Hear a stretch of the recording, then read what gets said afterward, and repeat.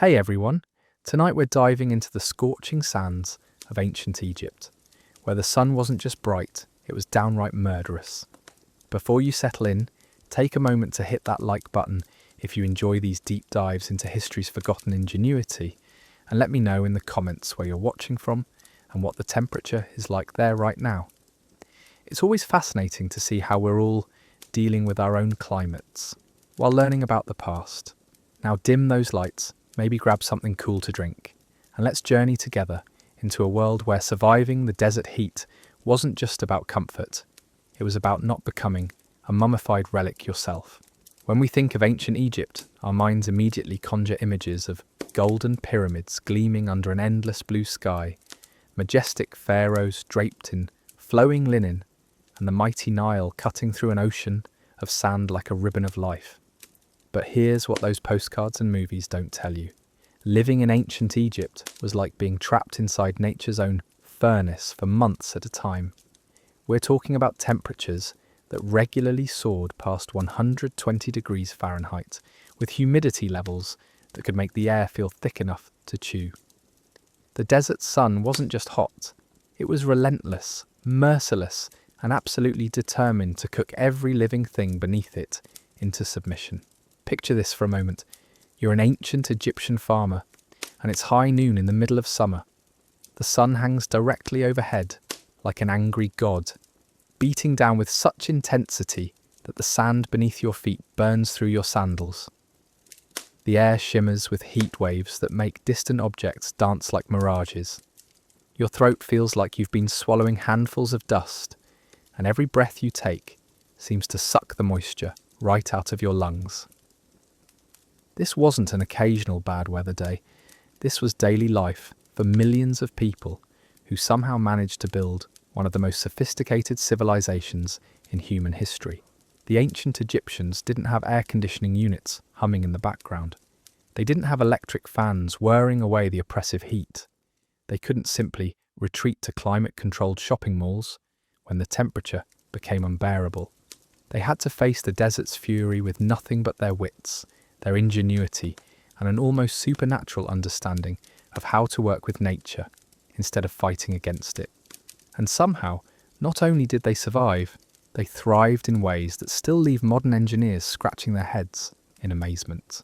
What makes their story even more remarkable is that they weren't just enduring the heat, they were mastering it. While other civilizations might have wilted under such extreme conditions, the Egyptians turned their hostile environment into an advantage. They learned to read the desert's moods like a favourite book.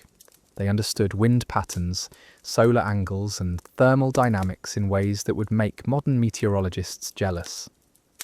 They built cooling systems so elegant and effective that some of their techniques are still being studied and copied by architects today. But surviving the Egyptian heat wasn't just about clever engineering or architectural tricks. It was about understanding that every aspect of daily life, from the clothes they wore to the food they ate, from the times they worked to the way they designed their homes, had to be carefully orchestrated to beat the sun at its own game. It was a delicate dance between human ambition and natural force, and the Egyptians had perfected every step. The foundation of Egyptian heat management started with something deceptively simple: understanding their homes as more than just shelter. While we might think of ancient Egyptian houses as basic mud brick structures, the reality was far more sophisticated. These weren't random piles of clay slapped together by people who didn't know better. They were carefully engineered cooling systems disguised as humble dwellings, designed by architects who understood thermal dynamics better than most modern builders. Egyptian homes were built thick, really thick. Walls constructed from sun-dried mud bricks often measured 2 to 3 feet across, creating a massive thermal barrier between the scorching exterior and the hopefully cooler interior. But thickness alone wasn't enough. The genius lay in the materials themselves. Mud bricks weren't chosen because they were cheap and available, though they certainly were both. They were chosen because mud has an incredible property called thermal mass. During the blazing heat of the day, these thick walls absorb the sun's energy slowly, preventing it from penetrating into the living spaces. Then, during the cooler night hours, the walls would gradually release that stored heat back to the outside, essentially turning the entire house into a giant thermal battery. The roofs were another masterpiece of practical engineering. Flat rooftops weren't just a stylistic choice, they were functional necessities. These broad, flat surfaces provided additional thermal mass while serving as outdoor living spaces during the cooler evening hours. Egyptian families would often sleep on their rooftops during the hottest months, escaping the accumulated heat trapped inside their homes and catching whatever breezes might be stirring in the night air. The roofs were also designed with slight slopes and drainage systems to handle the rare but intense desert rainstorms that could dump months' worth of precipitation in a single afternoon. Windows were strategically placed and sized with surgical precision. Large openings might seem logical for ventilation, but they would also allow the brutal desert sun to pour directly into the living spaces, turning homes into ovens. Instead, Egyptian architects created small, carefully positioned windows that maximized airflow while minimizing direct solar exposure. Many homes featured windows placed high on walls, allowing hot air to escape upward, while cooler air entered through lower openings, creating natural convection currents that provided constant, gentle ventilation. The floors of Egyptian homes revealed another layer of cooling innovation.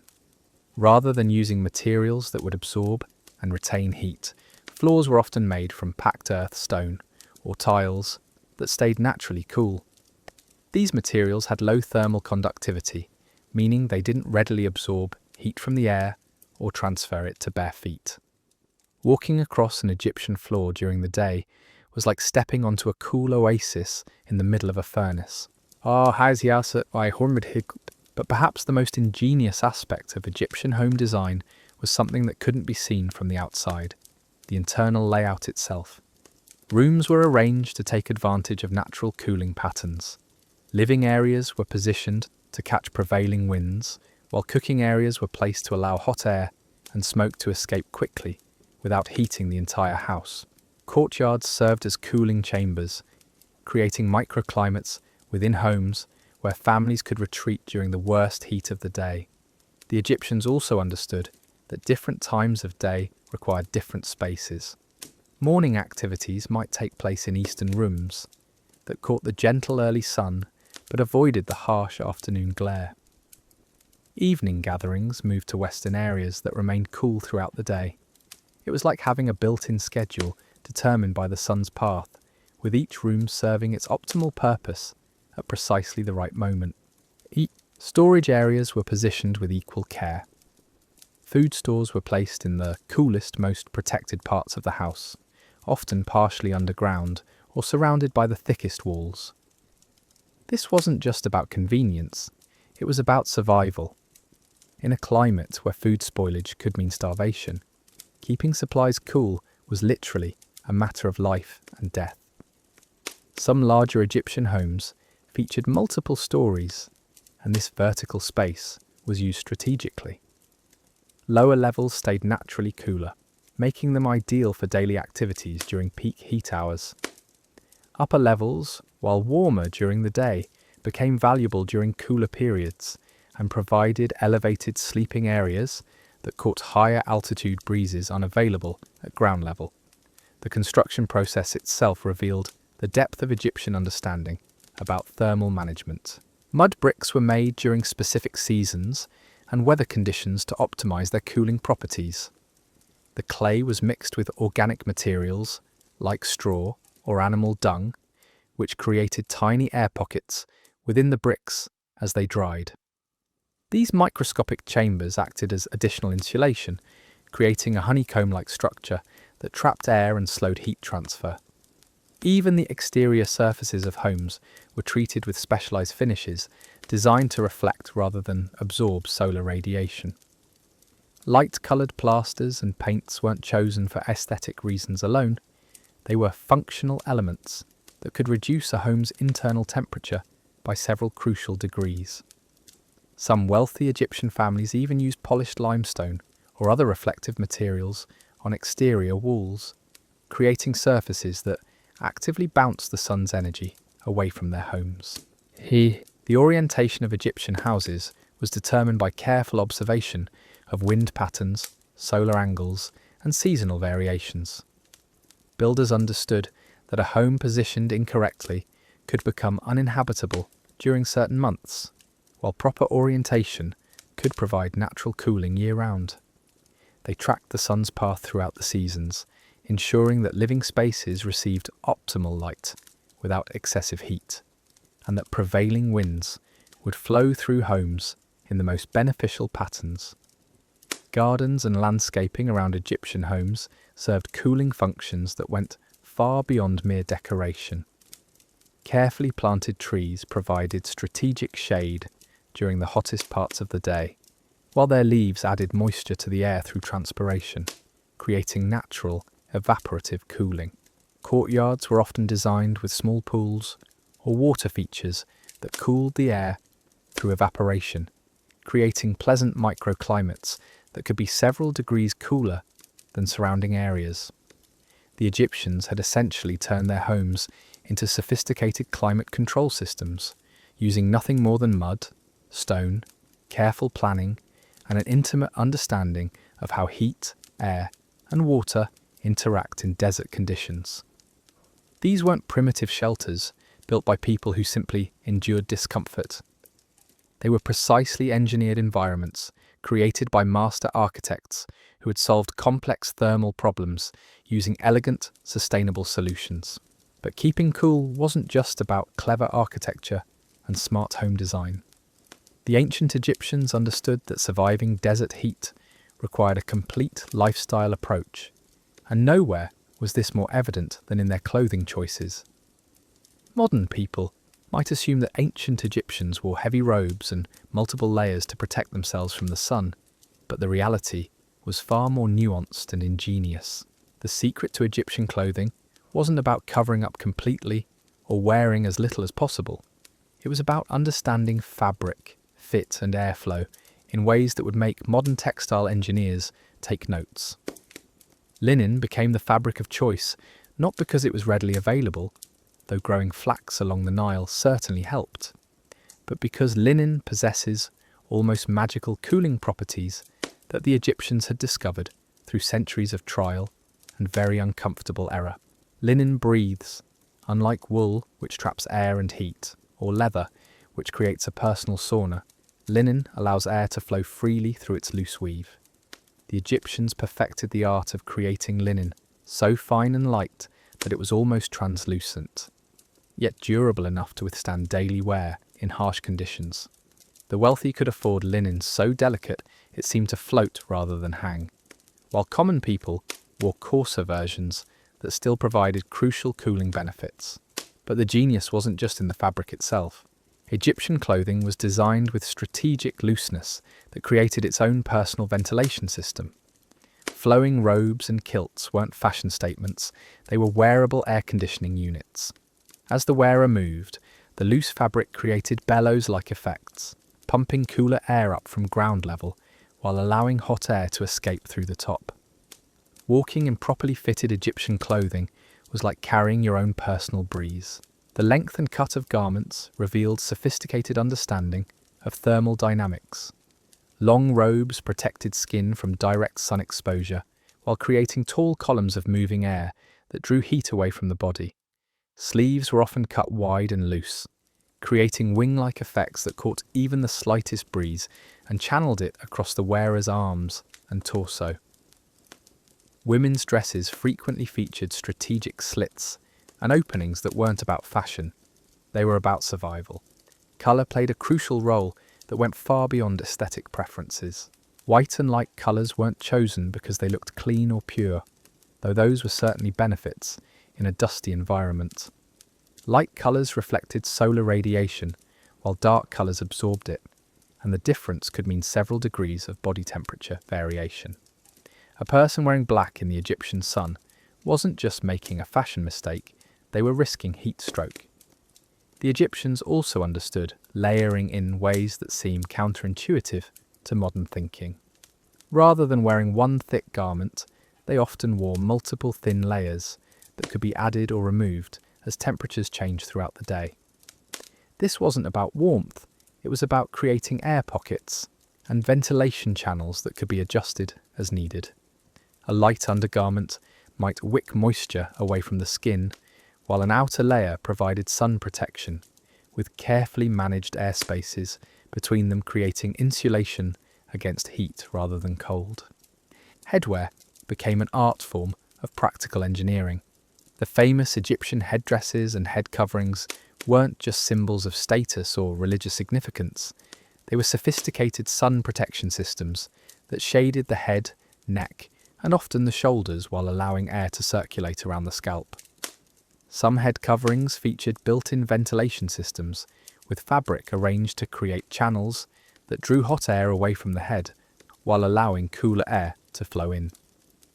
Footwear presented unique challenges in a land where sand could reach temperatures hot enough to cook meat. Egyptian sandals were designed with thick soles that provided insulation from scorching ground, while featuring straps and openings that allowed feet to breathe.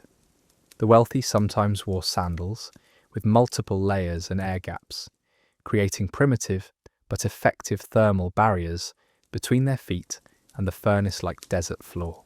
Jewellery and accessories served cooling functions that modern people rarely consider.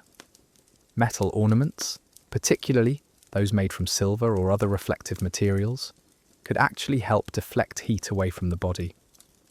Certain types of jewellery were positioned to catch and redirect breezes, while others created small shadows that provided relief for sensitive areas like the neck and wrists. The process of dressing itself became a daily ritual of heat management. Egyptians understood that putting on clothing during the cooler morning hours, then making strategic adjustments throughout the day, could mean the difference between comfort and misery. Wealthy individuals often had servants whose job included monitoring temperature changes and suggesting clothing modifications as conditions shifted. Fabric care revealed another layer of cooling sophistication. Egyptian clothing was often dampened slightly before wearing, taking advantage of evaporative cooling as the moisture gradually evaporated throughout the day. This technique required careful balance. Too much moisture would create uncomfortable dampness, while too little provided no cooling benefit. Servants became experts at achieving the perfect level of dampness that would provide hours of cooling relief. Work clothing showed perhaps the most ingenious adaptations. Labourers and craftsmen couldn't simply wear flowing robes that might interfere with their tasks, so specialised work garments were developed that provided cooling while allowing freedom of movement. These might include strategically placed vents, moisture-wicking fabrics, or designs that maximised airflow around areas of the body that generated the most heat during physical activity. Even undergarments served cooling purposes. Light, loose-fitting underclothes created air gaps next to the skin, while wicking away perspiration. The layering system allowed sweat to evaporate efficiently, rather than creating hot, damp conditions against the body. This wasn't just about comfort, it was about preventing the heat-related illnesses that could disable or kill workers in extreme temperatures. The Egyptians had essentially turned clothing into a second skin that actively fought against desert heat. Every thread, every fold, every design element served the greater purpose of survival in one of the world's most challenging climates. They had learned that in the battle against the sun, the right clothing wasn't just protection, it was a weapon. Water wasn't just something the ancient Egyptians drank when they got thirsty. In the scorching desert climate, water became the cornerstone of an elaborate cooling strategy that touched every aspect of daily life. They understood that H2O could be liquid air conditioning, and they used it with the precision of master engineers who had turned hydration into high art. The most obvious use of water for cooling was evited this natural phenomenon with remarkable creativity, apparition, and the Egyptians' exploit. Wealthy households featured elaborate systems of water jars, basins, and shallow pools positioned throughout their homes and courtyards. As water evaporated from these containers, it absorbed heat from the surrounding air, creating pockets of cooler, more humid atmosphere that provided relief from the bone-dry desert conditions. But simple evaporation was just the beginning. Egyptian homes often included sophisticated water features that would make modern landscape architects jealous. Small fountains and trickling water systems weren't just decorative, they were functional cooling devices. As water flowed over stone surfaces or through carefully designed channels, it picked up heat from the surrounding materials and carried it away, while simultaneously adding moisture to the air through evaporation. The famous Egyptian pools weren't swimming facilities in the modern sense. They were carefully engineered cooling systems that served multiple purposes throughout the day. During the scorching afternoon hours, these pools absorbed tremendous amounts of heat from the surrounding air and ground. At night, when temperatures dropped, the stored thermal energy in the water was gradually released. But by then, people had moved to other areas or were taking advantage of the cooler night air. Personal cooling techniques revealed the Egyptian mastery of water's thermal properties. Wealthy individuals often had servants whose job included periodically dampening clothing, hair, or even skin with cool water throughout the day. This wasn't about cleanliness, though. That was a beneficial side effect. It was about creating personal, evaporative cooling systems that could lower body temperature by several crucial degrees. The Egyptians developed ingenious portable cooling devices that seem almost modern in their sophistication. Clay vessels with porous walls were filled with water and hung in breezy areas. As air passed through the porous clay, it caused water to evaporate from the vessel's surface, cooling both the remaining water inside and the surrounding air. These ancient evaporative coolers could keep water refreshingly cool even during the hottest parts of the day. Bathing became a strategic cooling activity rather than simply a hygiene practice. Multiple daily baths or water treatments weren't about vanity. They were about thermal regulation. Cold water baths could rapidly lower core body temperature, providing hours of relief from heat stress. Warm water baths, surprisingly, could also provide cooling benefits by encouraging perspiration and heat loss through the skin. The positioning and timing of water use revealed sophisticated understanding of thermal dynamics. Water features were placed in areas where prevailing winds would carry the cooled, humidified air throughout living spaces.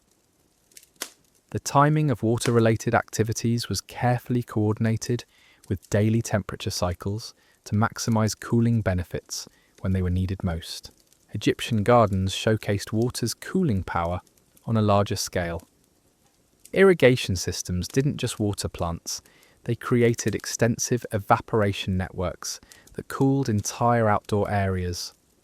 The sound of flowing water wasn't just pleasant, it indicated active cooling processes that made outdoor spaces habitable even during intense heat. Plants themselves became partners in the cooling process, as their leaves transpired moisture into the air, while providing shade that protected water features from excessive evaporation. Storage and preservation of cool water became crucial skills that every Egyptian household had to master. Special containers, often buried partially underground, kept water cool throughout the day. These weren't random holes in the ground. They were precisely engineered storage systems that took advantage of the Earth's natural insulation properties while preventing contamination and excessive evaporation. The Egyptians even understood that different types of water provided different cooling benefits. River water, well water, and stored rainwater each had unique thermal properties and cooling capabilities. Experienced households knew which type of water worked best for different cooling applications, and they managed their water supplies accordingly. Work-related cooling techniques showed how water could be integrated into even the most demanding physical activities. Construction workers, farmers, and craftsmen developed methods for staying hydrated and cool that went far beyond simply drinking when thirsty. Strategic water breaks, cooling cloths, and workplace water features became essential elements of surviving desert labor. The wealthy took water cooling to extraordinary levels, with some households maintaining dedicated cooling chambers where water features, ventilation, and evaporation combined to create artificially cooled environments. These rooms served as retreats during the most brutal heat, spaces where important activities could continue even when outdoor temperatures became deadly. Medical knowledge in ancient Egypt reveals another fascinating dimension of their battle against deadly heat. Egyptian physicians understood that extreme temperatures didn't just make people uncomfortable, they could kill, and they developed surprisingly sophisticated treatments for heat-related illnesses that wouldn't look out of place in a modern emergency room manual. Heat exhaustion and heat stroke were constant threats that Egyptian doctors had learned to recognize and treat with remarkable precision. They understood that excessive heat could cause the body's internal systems to malfunction in predictable ways, and they developed treatment protocols that addressed each stage of heat illness. Symptoms like excessive sweating, weakness, confusion, and eventually the dangerous cessation of sweating were all catalogued and matched with specific interventions. The Egyptian approach to treating heat illness began with immediate cooling techniques that modern paramedics still use today.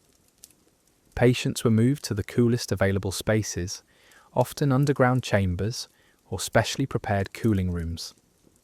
Cold water was applied strategically to pulse points, where blood vessels ran close to the surface, neck, wrists, ankles, allowing rapid heat transfer away from the body's core.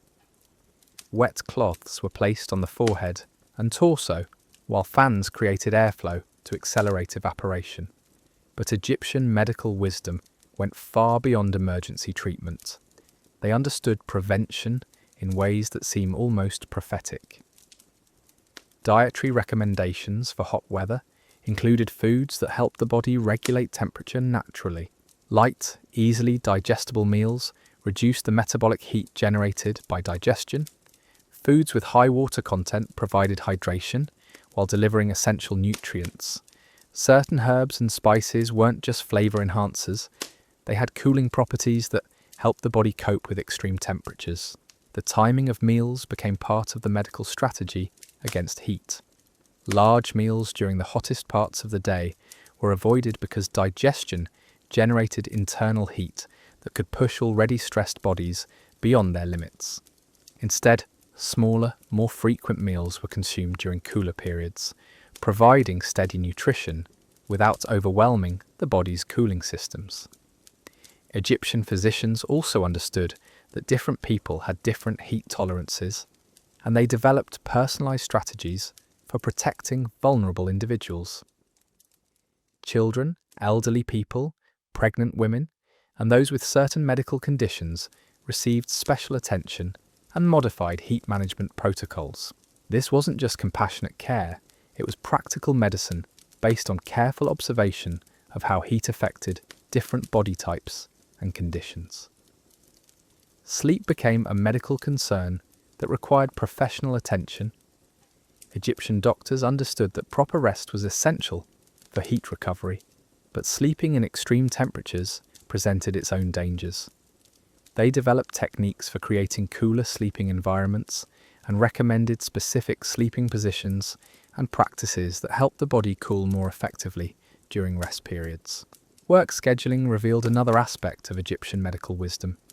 Physicians advised employers and supervisors about the dangers of working during peak heat hours, recommending modified schedules that protected workers from heat-related injuries. This wasn't just humanitarian concern, it was practical economics. Heat-sick workers couldn't contribute to society, and preventing heat illness was more efficient than treating it. The Egyptians had even developed early warning systems for dangerous heat conditions. Experienced physicians could read environmental signs that indicated when temperatures were reaching levels that posed serious health risks. They understood the relationship between humidity, air movement, and temperature in ways that allowed them to predict when heat-related illnesses were most likely to occur. Recovery protocols for heat illness showed sophisticated understanding of how the body healed from thermal stress. Patients weren't simply cooled and released. They were monitored for delayed complications and given specific instructions for gradual return to normal activities. The Egyptians understood that heat damage could have lasting effects that might not be immediately apparent. Religious and spiritual practices became intertwined with heat management in ways that provided both psychological and practical benefits. Prayers and rituals associated with cooling weren't just superstitious practices. They often incorporated real cooling techniques, while providing the mental comfort that helped people cope with extreme conditions. Temple complexes frequently served as cooling refuges during the worst heat, combining spiritual solace with practical relief. The architecture of Egyptian temples and public buildings incorporated medical knowledge about heat management. These structures weren't just places of worship or governance, they were designed as public cooling centres where people could find relief from dangerous temperatures. Wide halls, high ceilings, strategic ventilation, and water features combined to create environments that could literally save lives during heat emergencies. Professional cooling specialists emerged in Egyptian society, individuals whose expertise in heat management made them valuable members of wealthy households and important institutions. These weren't servants or labourers, they were skilled professionals who understood the science of staying cool and could implement sophisticated cooling strategies that kept their employers comfortable and healthy. The Egyptian understanding of body cooling extended to specialised techniques that seem almost magical in their effectiveness. Pressure point cooling, strategic application of cool substances to specific areas of the body, and breathing techniques that helped regulate internal temperature were all part of their arsenal against heat. These methods were based on careful observation of how the body responded to different cooling approaches.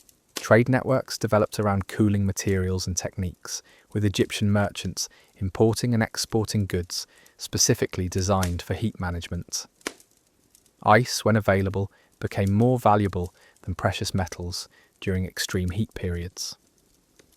Specialized cooling devices, fabrics, and materials flowed through trade routes that connected Egypt with cooler regions, creating an ancient economy based partly on the battle against heat.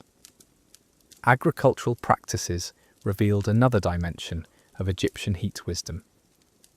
Farmers didn't just grow crops, they cultivated cooling environments. Strategic planting created shade patterns and microclimates that made outdoor work possible even during brutal heat.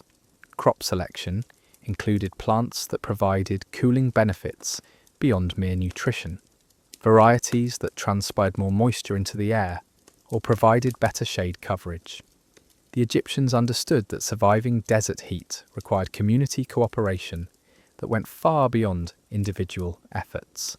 Neighbourhood cooling strategies included shared water resources, communal cooling spaces, and collaborative work schedules that protected entire communities from heat-related disasters.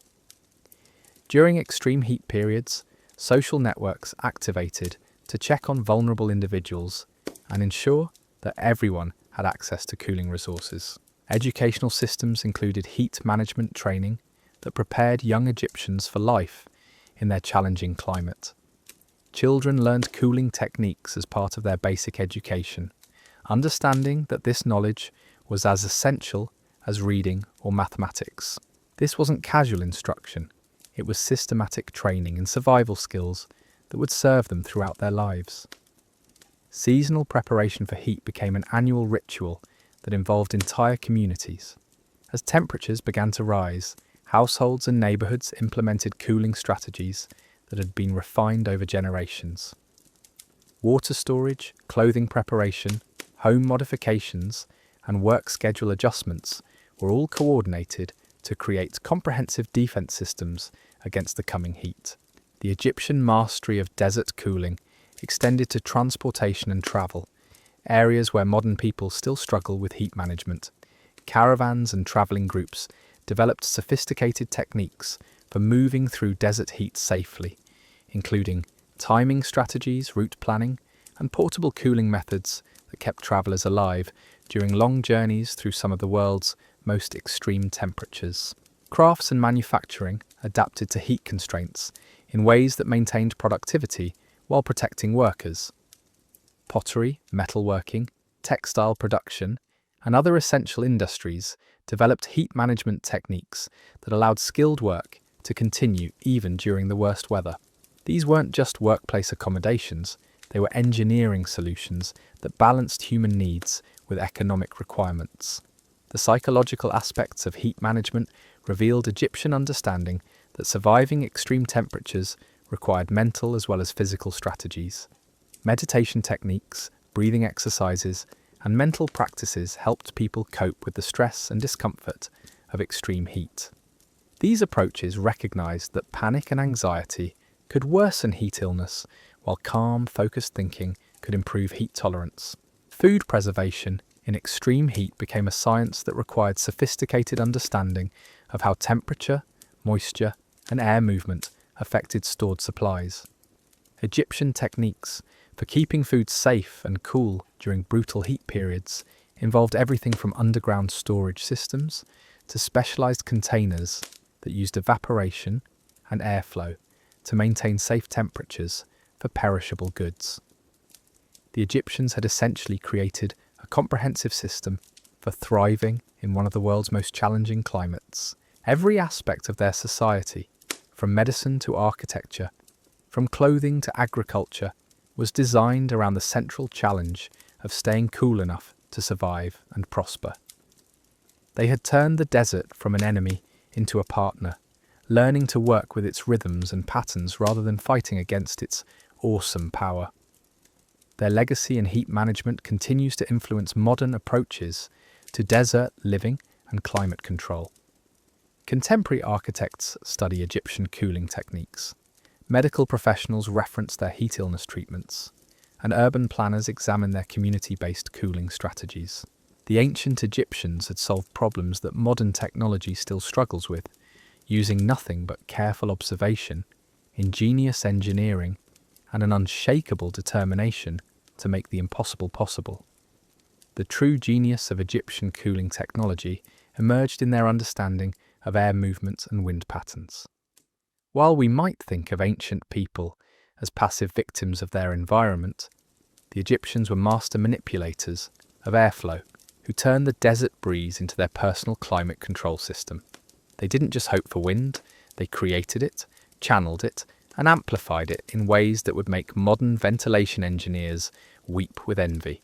The secret lay in understanding that hot air rises and cool air sinks, a principle so basic that children learn it in elementary school today. But the Egyptians took this simple concept and turned it into architectural poetry. Their buildings weren't just constructed to withstand wind, they were designed to seduce it, to coax every possible breeze into flowing exactly where it was needed most. Windows weren't randomly placed openings, they were carefully calculated air inlets and outlets that created pressure differentials throughout structures. High ceilings weren't about grandeur or showing off wealth, though they certainly served those purposes too. They were functional elements that allowed hot air to rise and collect far above where people lived and worked. The space between the ceiling and the occupied areas became a thermal buffer zone, a place where the worst heat could gather harmlessly while cooler air remained at human level. Walking into a properly designed Egyptian building during blazing heat was like stepping into a different climate zone entirely. Courtyards served as the hearts of Egyptian ventilation systems, but not in the way most people imagine. These weren't just pleasant outdoor spaces, they were sophisticated air pumps that created their own weather patterns. During the day, the stone or brick surfaces of courtyards absorbed tremendous amounts of heat. As this heated air rose, it created suction that pulled cooler air from surrounding rooms and passages. At night, when the courtyard surfaces began to cool, the airflow reversed, drawing hot air out of the building and replacing it with the relatively cooler night air. The Egyptians discovered that different building materials created different air movement patterns, and they used this knowledge like master conductors orchestrating a symphony. Smooth stone surfaces allowed air to flow quickly and smoothly, while rougher textures created turbulence that mixed hot and cool air more effectively. The placement of columns wasn't just about structural support, it was about creating wind patterns that spiraled cooling air throughout spaces. Doorway placement became an art form of air management. Multiple entrances weren't about convenience or grandeur. They were about creating cross-ventilation that could move air through buildings even when natural wind was minimal. The height, width, and positioning of doorways were calculated to maximize airflow while preventing hot air from becoming trapped in dead zones, where it could build up and create uncomfortable hotspots. Egyptian architects understood that buildings could actually generate their own cooling breezes through careful design. Narrow passages created venturi effects that accelerated air movement, while wider spaces allowed heated air to rise and disperse. The transition between these different zones created pressure changes that kept air moving constantly throughout structures, even during the stillest days when natural wind was non-existent. The famous Egyptian towers and vertical elements weren't just decorative features or symbols of power. They were functional chimneys designed to draw hot air upward and out of buildings while creating suction that pulled cooler air in from ground level. These vertical ventilation systems could create significant air movement even when outside conditions were completely calm, essentially turning buildings into their own weather generators. Underground chambers and partially buried rooms served as natural air conditioning systems that took advantage of the Earth's stable temperatures. Several feet below ground, temperatures remained relatively constant year-round, significantly cooler than surface conditions during hot periods. Air that passed through these underground spaces was naturally cooled before being channeled into living areas above, creating refrigerated air without any mechanical systems. The Egyptians even learned to use thermal mass as part of their ventilation strategies. Thick walls and floors didn't just insulate, they created thermal lag that delayed heat transfer. During the day, these massive elements absorbed heat slowly, preventing rapid temperature rises in occupied spaces. At night, when ventilation systems were drawing cooler air through buildings, the stored heat in walls and floors was gradually carried away, preparing the thermal mass to absorb heat again the following day. Rooftop design revealed another layer of ventilation sophistication. The flat roofs that characterized Egyptian architecture weren't just practical building techniques. They were elements of larger air management systems. Rooftop gardens, water features, and strategic openings created microclimates that influenced air movement throughout entire structures. Hot air rising from rooftops created updrafts that enhanced the suction effect of natural ventilation systems. Seasonal adjustments showed that Egyptian ventilation was dynamic rather than static. Temporary modifications could redirect airflow patterns as weather conditions changed throughout the year. Removable screens, adjustable openings, and seasonal furnishings allowed buildings to be fine-tuned for optimal cooling performance as temperatures and wind patterns shifted with the seasons. The wealthy took ventilation to extraordinary levels with mechanical assistance that seemed surprisingly modern. Fan systems operated by servants created forced air movement that supplemented natural ventilation. These weren't simple hand fans, but sophisticated devices designed to move large volumes of air efficiently. Some wealthy households employed teams of people whose primary job was creating and directing air movement throughout the day. But ventilation wasn't limited to buildings. The Egyptians applied the same principles to outdoor spaces, creating cooling zones in gardens, courtyards, and public areas. Strategic placement of trees, walls, and water features could channel natural breezes and create comfortable microclimates, even in the middle of the desert. These outdoor cooling systems extended the usable space around buildings and provided relief during times when indoor areas became too warm. Work environments showcased specialized ventilation techniques adapted to specific activities. Kitchens required systems that could remove hot air and smoke quickly without heating adjacent spaces. Workshops needed ventilation that could handle the heat generated by various crafts and manufacturing processes. Each type of workspace had its own ventilation requirements, and Egyptian builders developed specialized solutions for each situation. Public buildings demonstrated ventilation on a grand scale, with systems designed to keep large numbers of people comfortable during gatherings and ceremonies. Temples, administrative buildings, and meeting halls featured ventilation systems that could handle the heat generated by crowds while maintaining air quality and comfort. These weren't just scaled-up versions of residential systems, they were entirely different approaches to air management that addressed the unique challenges of large public spaces. Transportation even benefited from Egyptian ventilation knowledge. Boats, litters, and other vehicles incorporated design elements that created cooling airflow for passengers during travel. These mobile ventilation systems had to work while in motion and often in changing environmental conditions, requiring different approaches than stationary building systems. The integration of ventilation with other cooling strategies revealed the true sophistication of Egyptian climate management. Air movement systems worked in coordination with water features, building materials, and architectural elements to create comprehensive cooling environments. These weren't separate systems competing for effectiveness. They were coordinated elements of larger climate control strategies. Storage areas required specialized ventilation that could keep goods cool while preventing moisture problems that could damage valuable supplies. Food storage, textile storage, and other preservation areas each had unique ventilation requirements that Egyptian builders learned to address with targeted air movement systems. Medical facilities incorporated ventilation knowledge that recognized the connection between air quality, temperature, and healing. Treatment areas were designed with airflow patterns that could help patients recover from heat-related illnesses while preventing the spread of other medical conditions. These medical ventilation systems combined therapeutic benefits with practical cooling needs.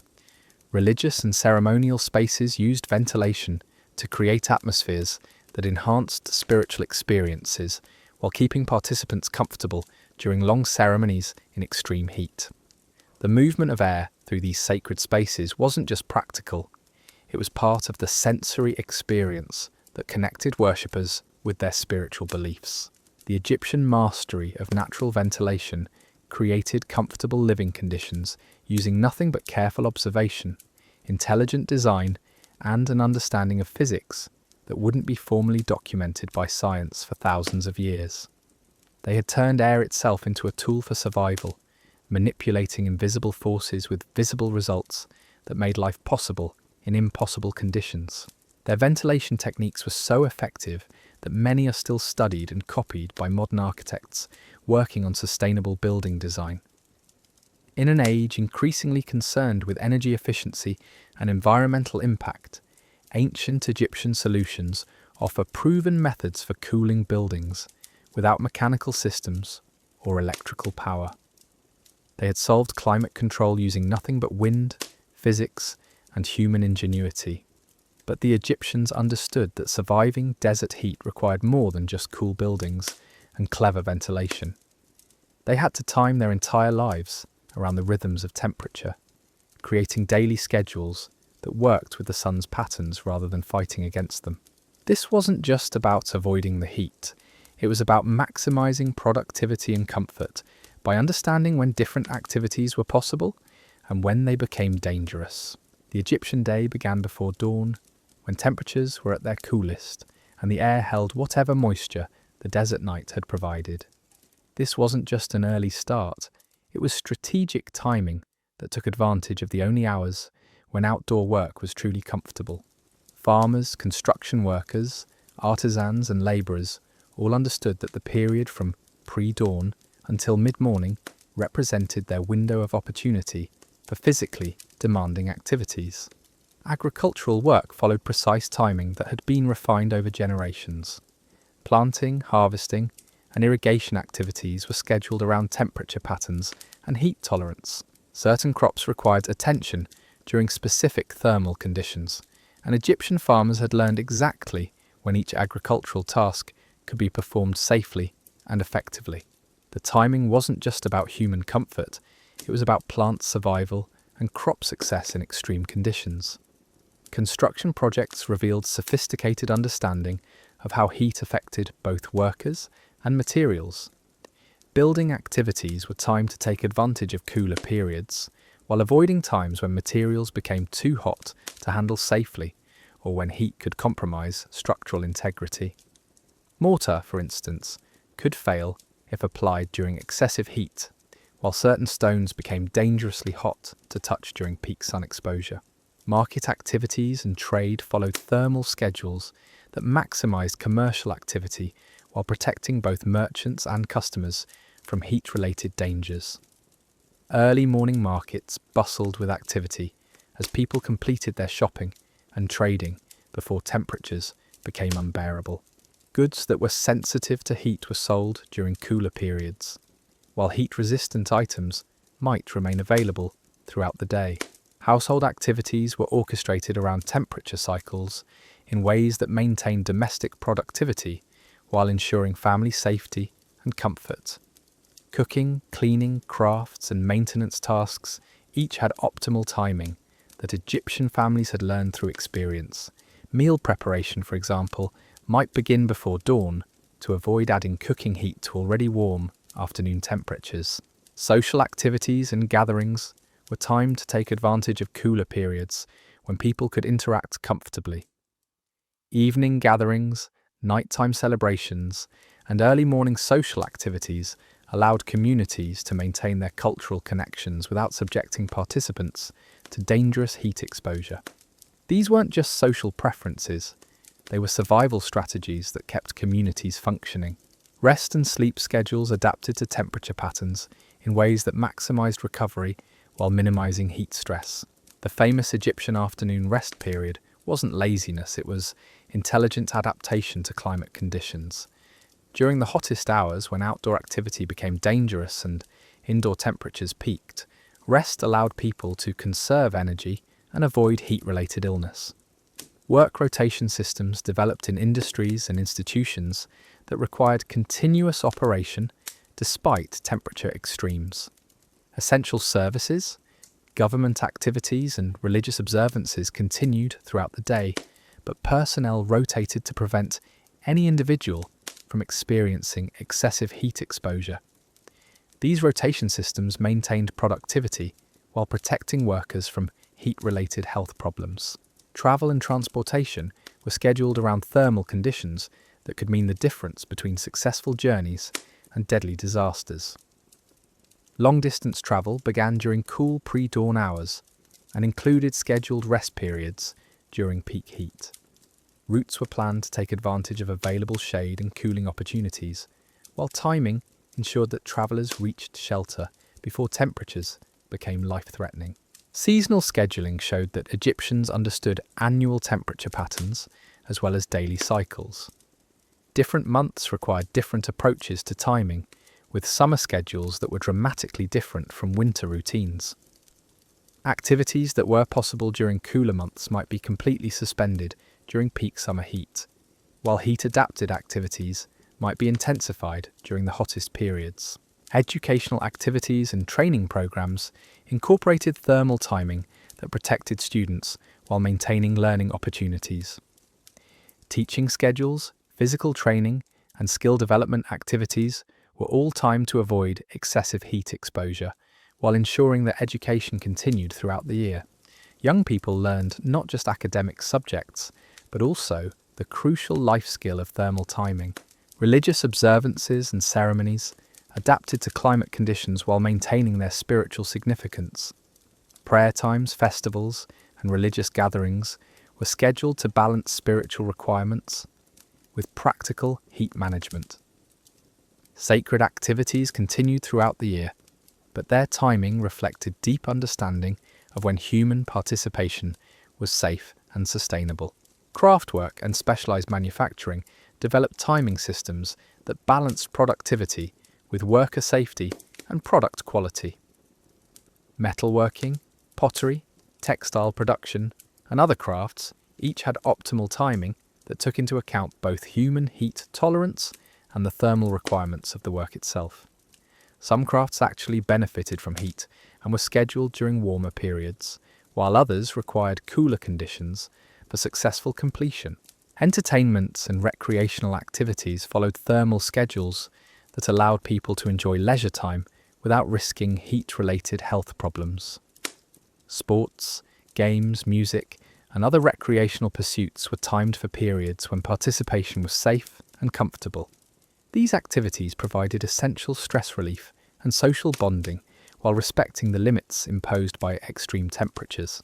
Medical and healthcare activities incorporated timing strategies that recognized how heat affected both patients and healers. Treatment schedules, medical procedures, and health maintenance activities were all timed to optimize healing while protecting both patients and medical practitioners from heat stress. Emergency medical care, of course, continued regardless of temperature, but routine healthcare adapted to thermal conditions. Childcare and family activities required specialized timing that protected vulnerable family members while maintaining normal family life. Children, pregnant women, and elderly family members received modified schedules that provided extra protection from heat exposure while ensuring their continued participation in family and community life. The Egyptian understanding of thermal timing created societies that functioned efficiently despite extreme environmental challenges. They had learned to work with natural temperature cycles rather than against them, creating sustainable patterns of life that could continue indefinitely without depleting human resources or compromising long-term survival. Their timing strategies weren't just practical adaptations, they were the foundation of a civilization that thrived in conditions that would challenge even modern technology. The genius of Egyptian heat management extended far beyond individual strategies and into the realm of community cooperation that would make modern urban planners take notes. These weren't scattered families, each struggling alone against the desert's fury. They were coordinated communities that understood survival meant working together, sharing resources and creating neighborhood-wide cooling networks that protected everyone from the smallest child to the most elderly grandparent. Egyptian neighborhoods developed shared cooling resources that no single household could have maintained alone. Community water systems weren't just about distribution, they were about creating cooling networks that benefited entire districts. Large communal pools, fountains, and water features were positioned strategically throughout neighborhoods, creating oases of cooler air that residents could access during the worst heat. These weren't luxuries for the wealthy, they were essential infrastructure that communities built and maintained collectively. The concept of cooling duty emerged in Egyptian communities, where residents took turns maintaining shared cooling resources and checking on vulnerable neighbours. During extreme heat periods, community members would rotate responsibilities for keeping water features functioning, maintaining shade structures, and ensuring that elderly residents and families with young children had access to cooling resources. It was like a neighbourhood watch programme, but instead of watching for crime, they were watching for heat stroke. Shared shade became a community resource that extended far beyond individual property lines. Neighbourhood trees weren't just planted randomly, they were positioned to create cooling corridors that connected homes, markets, and gathering places. Community gardens served dual purposes, providing food while creating microclimates that made entire neighbourhoods more livable. The placement of these green spaces was carefully planned to maximise cooling benefits for the largest number of residents. Work sharing during extreme heat showed how Egyptian communities balanced productivity with human safety. Essential tasks that had to continue despite dangerous temperatures were distributed among community members, ensuring that no individual faced excessive heat exposure while maintaining the activities necessary for community survival. Cooking, water collection, maintenance tasks, and other essential work were shared responsibilities during the hottest periods.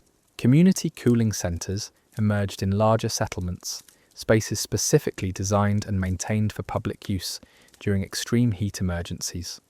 These weren't just buildings with good ventilation, they were sophisticated, cooling environments equipped with water features, optimized airflow, and supplies necessary for treating heat-related illnesses.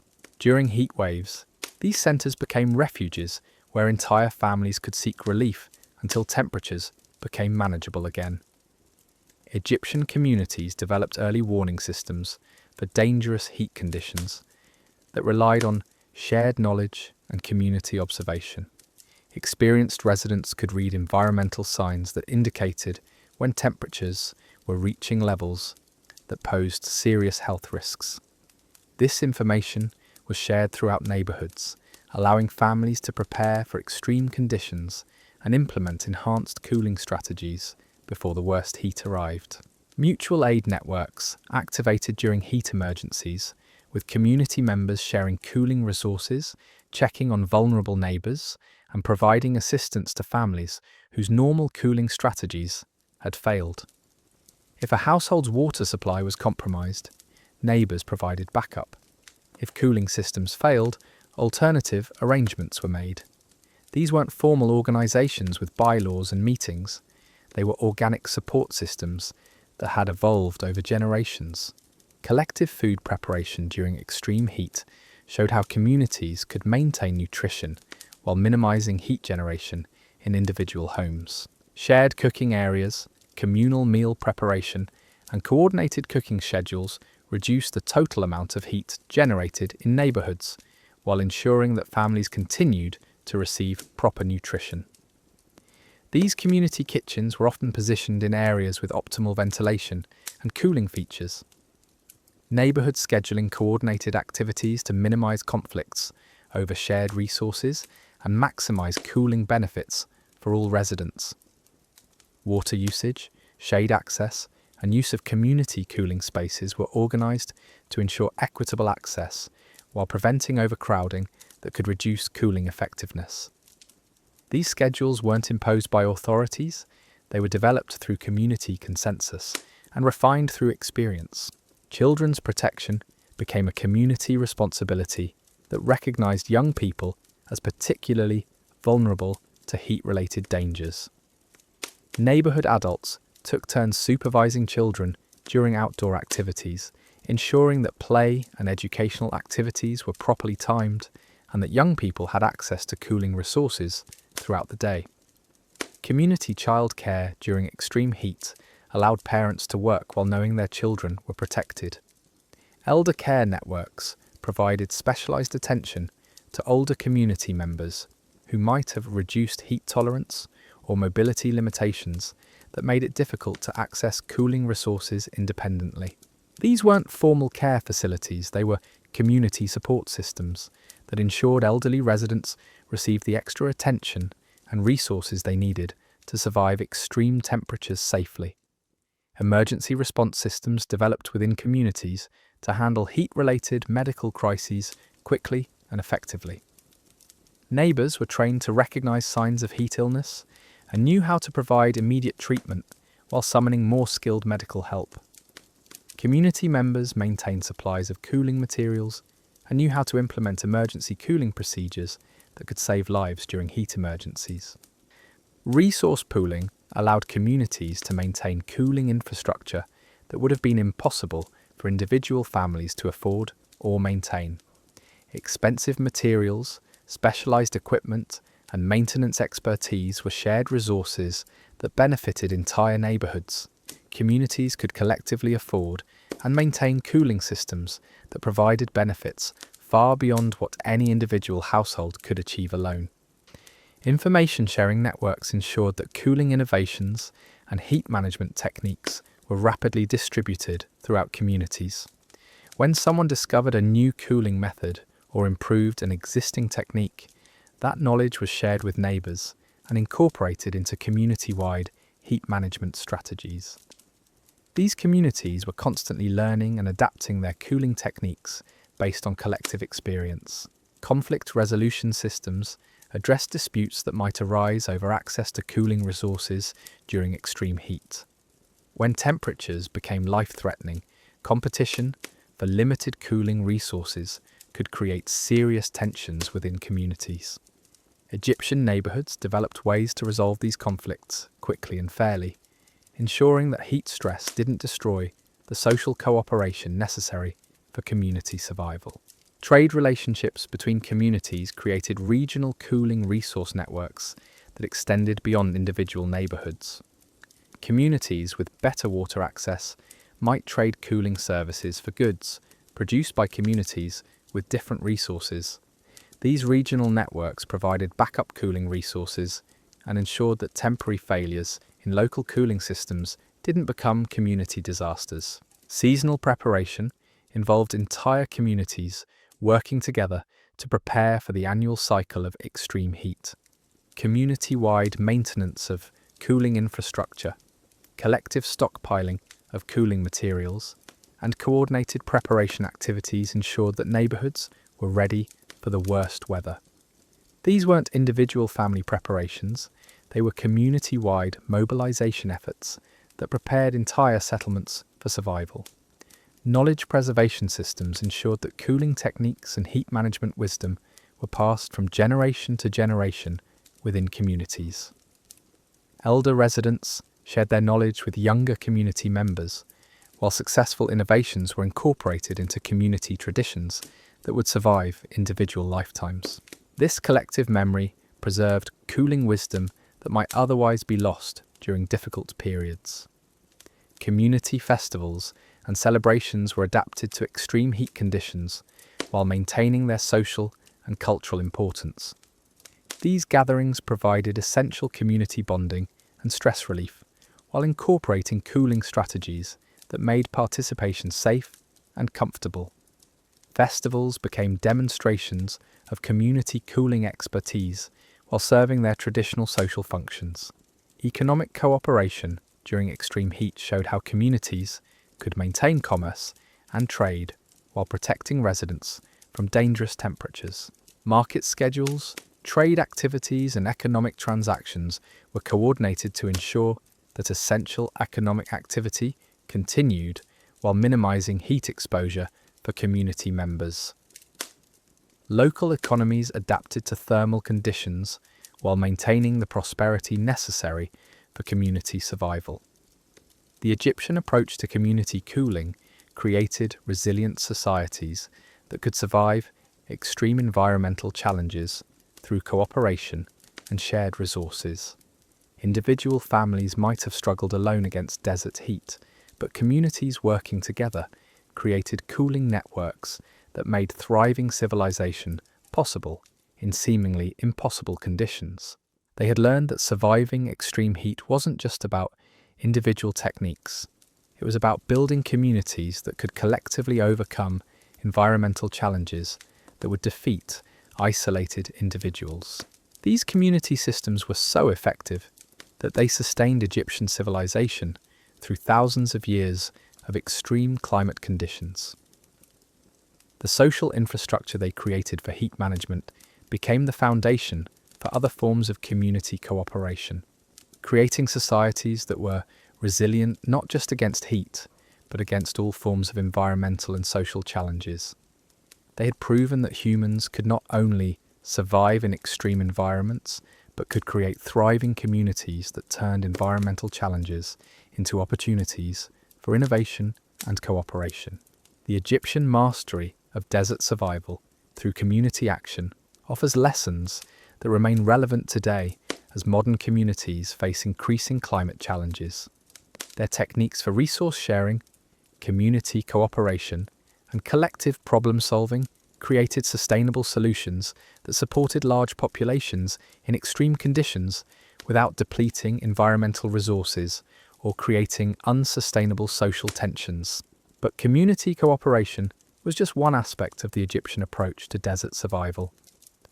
Their understanding of how food, drink, and nutrition could be used as cooling tools reveals another dimension of their sophisticated heat management strategies. The Egyptians didn't just eat to satisfy hunger, they ate strategically to help their bodies cope with extreme temperatures, turning every meal into an opportunity to fight back against the desert's relentless assault. Egyptian dietary wisdom began with understanding that different foods had different thermal effects on the human body. While modern people might reach for ice cream or cold drinks during hot weather, the Egyptians had discovered that some foods could actually help the body regulate temperature more effectively than others. Their food choices weren't just about taste or availability, they were about creating internal cooling systems that worked from the inside out. Hydrating foods became staples of the Egyptian diet, not just because water was precious, but because foods with high water content provided sustained hydration that was more effective than drinking water alone. Melons, cucumbers, lettuce, and other water-rich foods delivered moisture slowly and steadily throughout the digestion process, helping maintain proper hydration levels during extended heat exposure. These foods were like time-released cooling systems that worked for hours after consumption. The timing of meals revealed sophisticated understanding of how digestion affected body temperature. Large meals during the hottest parts of the day were avoided because the digestive process generated internal heat that could push already stressed bodies beyond their cooling limits. Instead, Egyptians ate smaller, more frequent meals during cooler periods, providing steady nutrition without overwhelming their body's thermal regulation systems. Cooling spices and seasonings weren't just flavor enhancers, they were functional ingredients that helped the body cope with extreme temperatures. Certain herbs and spices had properties that encouraged perspiration, improved circulation, or provided other physiological benefits that enhanced heat tolerance. The Egyptian spice trade wasn't just about making food taste better, it was about importing cooling medicines disguised as seasonings. Fermented foods played crucial roles in Egyptian heat management that went beyond simple nutrition. Fermented dairy products, pickled vegetables, and other preserved foods provided probiotics that helped maintain digestive health during heat stress, while delivering cooling benefits through their preparation methods. The fermentation process itself created foods that were easier to digest and less likely to generate excessive internal heat during metabolism. Cooling beverages became sophisticated thermal management tools that served multiple functions beyond simple hydration. Egyptian drinks weren't just about quenching thirst, they were about delivering cooling effects that could lower body temperature and provide sustained relief from heat stress. Different beverages were consumed at different times of day and for different cooling purposes, creating a beverage schedule that complemented other heat management strategies. Light eating strategies during extreme heat recognized that reducing digestive workload could help the body focus its energy on thermal regulation rather than processing heavy meals. The famous Egyptian practice of eating lighter foods during hot periods wasn't about weight management. It was about reducing metabolic heat production while maintaining adequate nutrition for survival and productivity. Food preparation methods were adapted to minimize heat generation in homes while maximizing the cooling benefits of meals. Cooking techniques that required less fire, preparation methods that could be completed during cooler hours, and food storage strategies that kept meals cool until consumption all became part of comprehensive approaches to dietary heat management. Strategic eating schedules coordinated food consumption with daily temperature cycles to optimize both nutrition and cooling benefits. Breakfast foods provided sustained energy for morning work periods, while lighter meals during peak heat avoided adding digestive heat to already stressed bodies. Evening meals could be more substantial as temperatures dropped and bodies could handle increased digestive activity. Preservation techniques for food in extreme heat became essential skills that every Egyptian household had to master. Keeping food safe and cool during brutal heat periods required understanding of how temperature, moisture, and air movement affected stored supplies. These preservation methods weren't just about preventing spoilage, they were about maintaining cooling food options throughout extended heat periods. Special dietary considerations for different age groups and physical conditions showed that Egyptian nutritional wisdom recognized individual variations in heat tolerance and cooling needs. Children, elderly residents, pregnant women, and people with certain health conditions received modified diets that provided enhanced cooling benefits while meeting their specific nutritional requirements.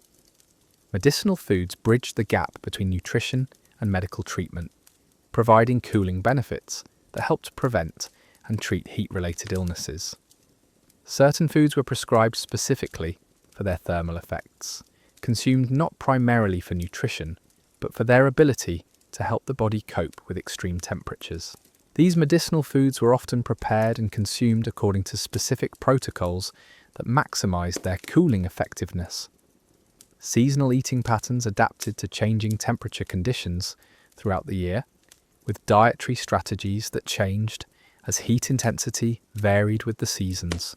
Foods that were appropriate during moderate temperatures might be avoided during extreme heat periods, while special cooling foods might be emphasized during the hottest months. These seasonal dietary adjustments helped maintain optimal heat tolerance year-round. Social eating customs incorporated cooling strategies that made communal meals possible even during extreme heat. Shared meals weren't just social activities, they were opportunities to implement community cooling strategies while maintaining the cultural importance of eating together. Community feasts and celebrations adapted their food service methods to provide cooling benefits for all participants. Economic aspects of cooling foods showed how Egyptian markets and trade networks supported dietary heat management strategies. The availability and pricing of cooling foods reflected their importance in heat survival, while trade relationships ensured that essential cooling foods remained available even during local shortages. The economics of survival in extreme heat influenced agricultural production and commercial food distribution. Agricultural practices developed around producing foods that provided optimal cooling benefits, with crop selection and farming techniques that prioritized heat management value alongside nutritional content and yield. Egyptian farmers weren't just growing food, they were cultivating cooling resources that could help entire communities survive extreme temperatures. Food storage and distribution systems ensured that cooling foods remained available throughout communities during extended heat periods. Community food stores, shared preservation facilities, and distribution networks prevented any household from losing access to essential cooling foods during heat emergencies. These systems treated cooling foods as critical infrastructure necessary for community survival. Cooking fuel conservation during extreme heat addressed the challenge of food preparation without adding dangerous amounts of heat to living spaces. Fuel-efficient cooking methods, shared cooking facilities, and preparation techniques that minimized fire use all helped maintain nutrition while avoiding the additional heat load that could make homes uninhabitable during peak temperatures. The Egyptian approach to cooling nutrition created sustainable dietary strategies that supported large populations in extreme heat conditions without depleting food resources or compromising long-term health. Their understanding of how food could be used as a cooling tool complemented their architectural, social, and medical approaches to heat management, creating comprehensive survival systems that made civilization possible in impossible conditions. Water consumption strategies went far beyond simple hydration, revealing Egyptian understanding of how different types of water consumption could provide different cooling benefits. The timing, temperature, and quantity of water consumption were all carefully managed to optimize cooling effects while preventing the water-related health problems that could occur from improper hydration during extreme heat. But the Egyptians understood that surviving extreme heat required more than just smart eating and drinking. They developed sophisticated approaches to work and productivity that maintained economic activity while protecting workers from dangerous heat exposure. Their labour management strategies created sustainable work systems that could function indefinitely in extreme temperatures without depleting human resources or compromising worker safety. Egyptian work schedules represented masterpieces of thermal management that balanced productivity requirements with human heat tolerance limitations. Different types of work required different scheduling strategies, with Physically demanding labour concentrated during the coolest parts of the day, while less strenuous activities continued during periods when outdoor work became dangerous. These weren't arbitrary work rules imposed by supervisors. They were survival strategies developed through generations of experience with heat-related workplace dangers. Construction work, perhaps the most heat-sensitive of all Egyptian industries, developed sophisticated techniques for maintaining building projects despite extreme temperatures. Large construction projects couldn't simply stop during hot weather, so Egyptian builders learned to adapt their methods to continue progress while protecting workers from heat-related injuries and death. Work rotation systems ensured that no individual worker faced excessive heat exposure, while maintaining the continuity necessary for complex building projects. Agricultural labour followed precise seasonal and daily schedules that had been refined over centuries of desert farming experience. Different crops required attention during specific thermal conditions, and Egyptian farmers had learned exactly when each agricultural task could be performed safely and effectively. Irrigation work, harvest activities, and field maintenance were all timed to take advantage of cooler periods, while ensuring that essential agricultural activities continued throughout the growing season. Craftwork and manufacturing adapted to heat constraints, while maintaining the quality and productivity necessary for Egyptian economic prosperity. Metalworking, pottery, textile production, and other specialized crafts each developed heat management techniques that protected workers while preserving the skill and precision required for high-quality products. Some crafts actually benefited from controlled heat and were scheduled to take advantage of ambient temperature conditions. Trade and commerce activities were orchestrated around thermal conditions that could affect both merchants and customers. Market schedules, caravan departures, and commercial negotiations were all timed to avoid the most dangerous heat while maintaining the economic activity essential for Egyptian prosperity.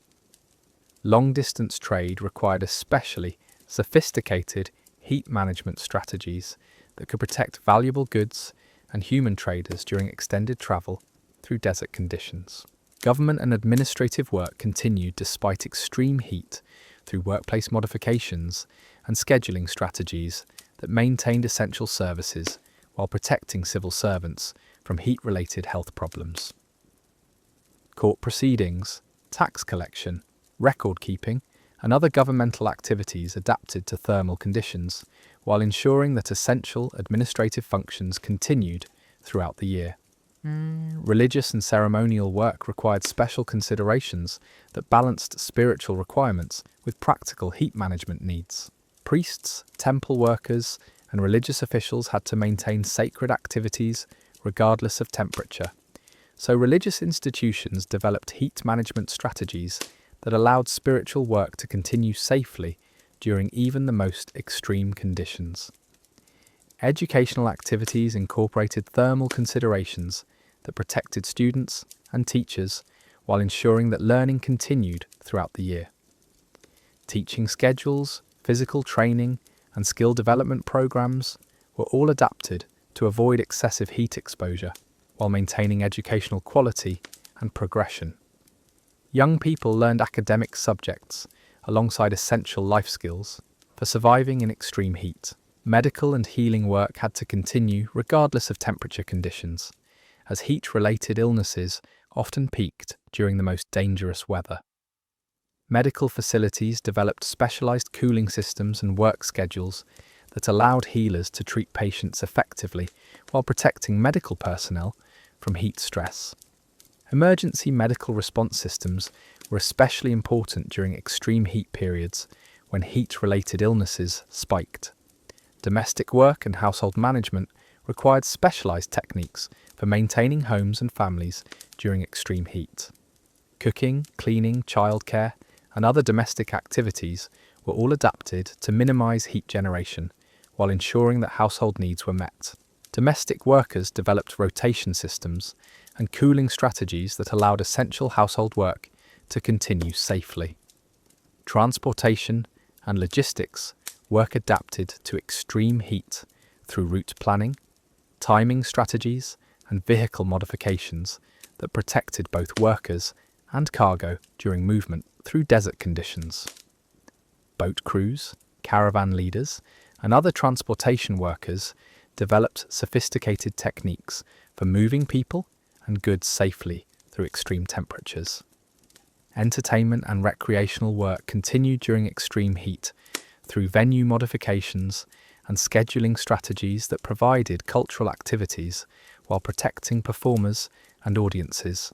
Musicians, dancers, storytellers, and other entertainers adapted their performances to thermal conditions while maintaining the cultural life that was essential for community morale and social cohesion. Military and security work required special heat management strategies that maintained defense capabilities while protecting personnel from heat-related casualties. Guard duties, patrol activities, and military training were all adapted to extreme heat conditions while ensuring that community security was maintained. Military units developed cooling strategies that could be implemented in field conditions without compromising operational effectiveness. Supervisory and management techniques evolved to address the unique challenges of directing work activities during extreme heat. Egyptian supervisors learned to recognize signs of heat stress in workers, implement work modifications that maintain productivity while ensuring safety, and coordinate complex work schedules that balanced multiple thermal considerations with operational requirements. Quality control and inspection activities had to continue during extreme heat while ensuring that products and services met necessary standards despite challenging working conditions. Inspectors and quality controllers developed techniques for maintaining standards while adapting their work methods to thermal constraints that could affect both human performance and material properties.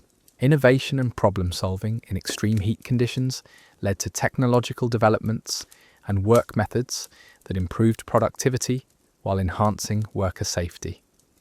Egyptian workers and supervisors continuously refined their heat management techniques, creating improvements that benefited entire industries and communities.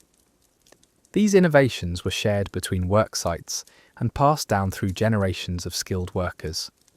The Egyptian approach to work in extreme heat created sustainable labour systems that maintained economic prosperity while protecting human resources from thermal damage. Their techniques for balancing productivity with safety, coordinating complex work schedules with thermal conditions, and maintaining quality standards despite challenging environments created work systems that could function indefinitely in extreme conditions. These work management strategies weren't just about surviving heat. They were about thriving economically in conditions that would challenge modern industrial systems. Egyptian productivity during extreme heat periods often exceeded what might be expected from their technology level, demonstrating that sophisticated heat management could actually enhance rather than limit economic performance. The integration of work heat management with other aspects of Egyptian cooling strategy created comprehensive approaches to extreme heat survival that addressed every aspect of daily life.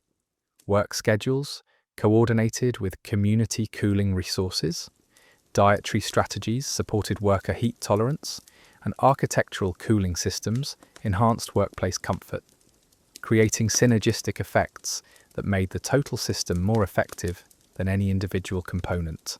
Storage and preservation of work materials during extreme heat became specialized sciences that Egyptian craftsmen and supervisors had to master.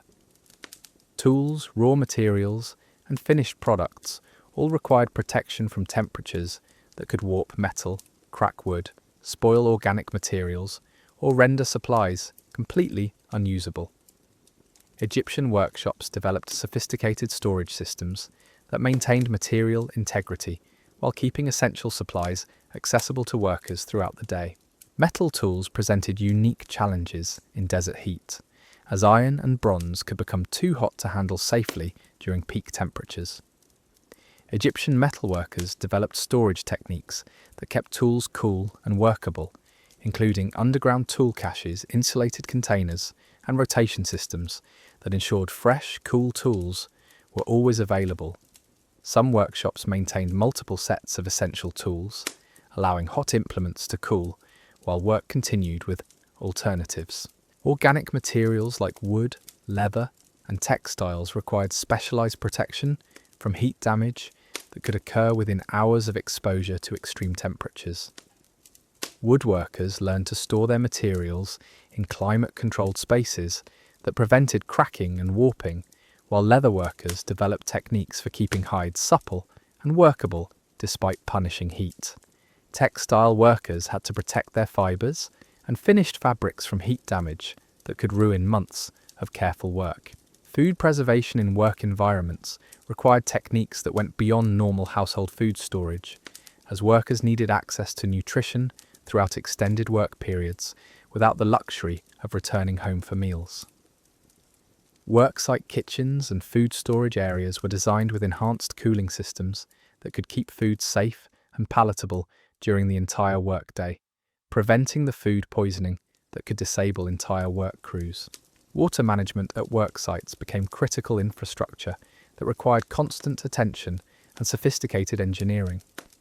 Workers needed access to cool, clean water throughout their shifts, but storing and distributing water during extreme heat presented enormous challenges. Work sites developed water storage systems, distribution networks, and cooling techniques that ensured adequate hydration was available regardless of temperature conditions. Egyptian work supervisors developed expertise in reading environmental conditions and predicting when heat would reach levels that required work modifications or complete cessation of dangerous activities. These weren't casual observations, they were systematic approaches to weather monitoring that allowed work sites to prepare for extreme conditions and implement protective measures before workers were placed at risk. Communication systems at work sites had to function despite extreme heat conditions that could affect both human performance and communication tools. Supervisors developed techniques for maintaining clear communication between work areas, coordinating complex activities, and ensuring that safety information reached all workers despite challenging environmental conditions that could impair normal communication methods. Emergency response systems at Egyptian work sites were specifically designed to handle heat-related medical crises that were constant threats during extreme temperature periods. Work supervisors and experienced workers were trained to recognize signs of heat illness, provide immediate treatment, and coordinate rapid response to heat emergencies that could quickly become life-threatening without proper intervention.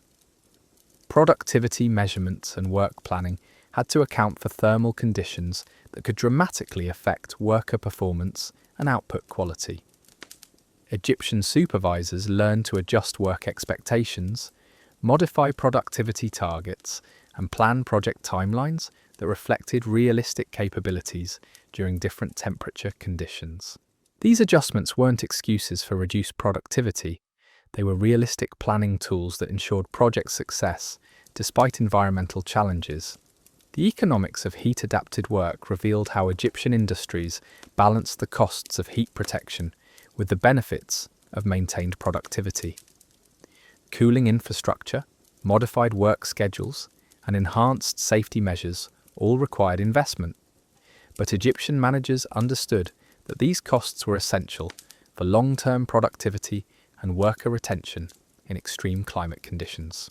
Training and skill development for work in extreme heat became specialized educational programs that prepared workers for careers in challenging environmental conditions.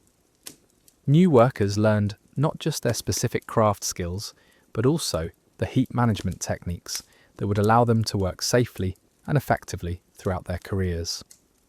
This training was as important as technical skill development for long-term success. Equipment and tool design evolved to address the specific challenges of extreme heatwork environments. Egyptian craftsmen and engineers developed specialized tools, protective equipment, and work aids that functioned effectively despite high temperatures.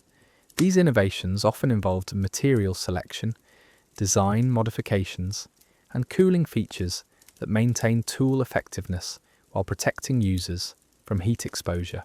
Workplace architecture and facility design incorporated advanced cooling techniques that went beyond residential cooling systems to address the unique challenges of work environments. Workshops, factories, and other work facilities required specialized ventilation systems, enhanced thermal mass, and cooling features that could handle the heat generated by both ambient temperature and work activities. Quality assurance and standards maintenance during extreme heat required modified inspection techniques and adjusted quality criteria that accounted for the effects of high temperature on both human performance and material properties. Egyptian quality controllers developed expertise in evaluating work output under various thermal conditions while maintaining the standards necessary for Egyptian economic success. Innovation and technological development flourished in Egyptian work environments as the necessity of surviving extreme heat drove continuous improvement in work methods, tools, and techniques.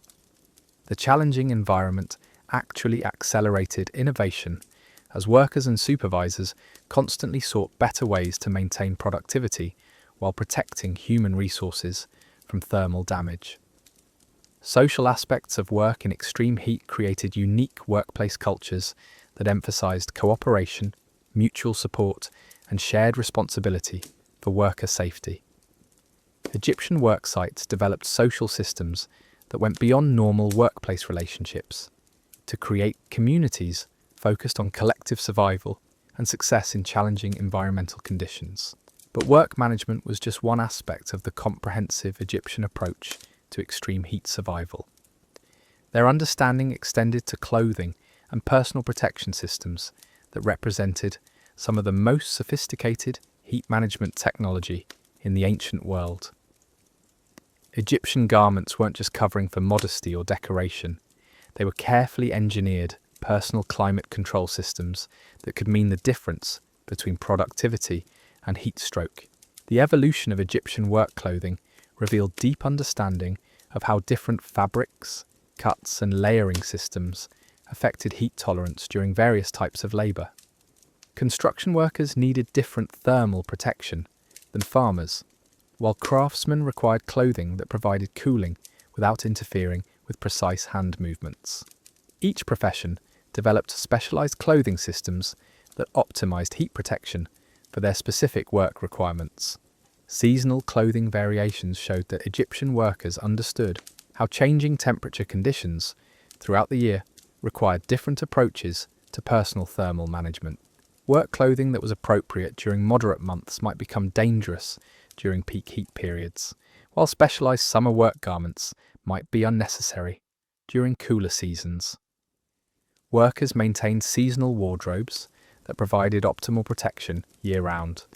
The integration of cooling accessories into work clothing created comprehensive personal protection systems that addressed every aspect of worker thermal management.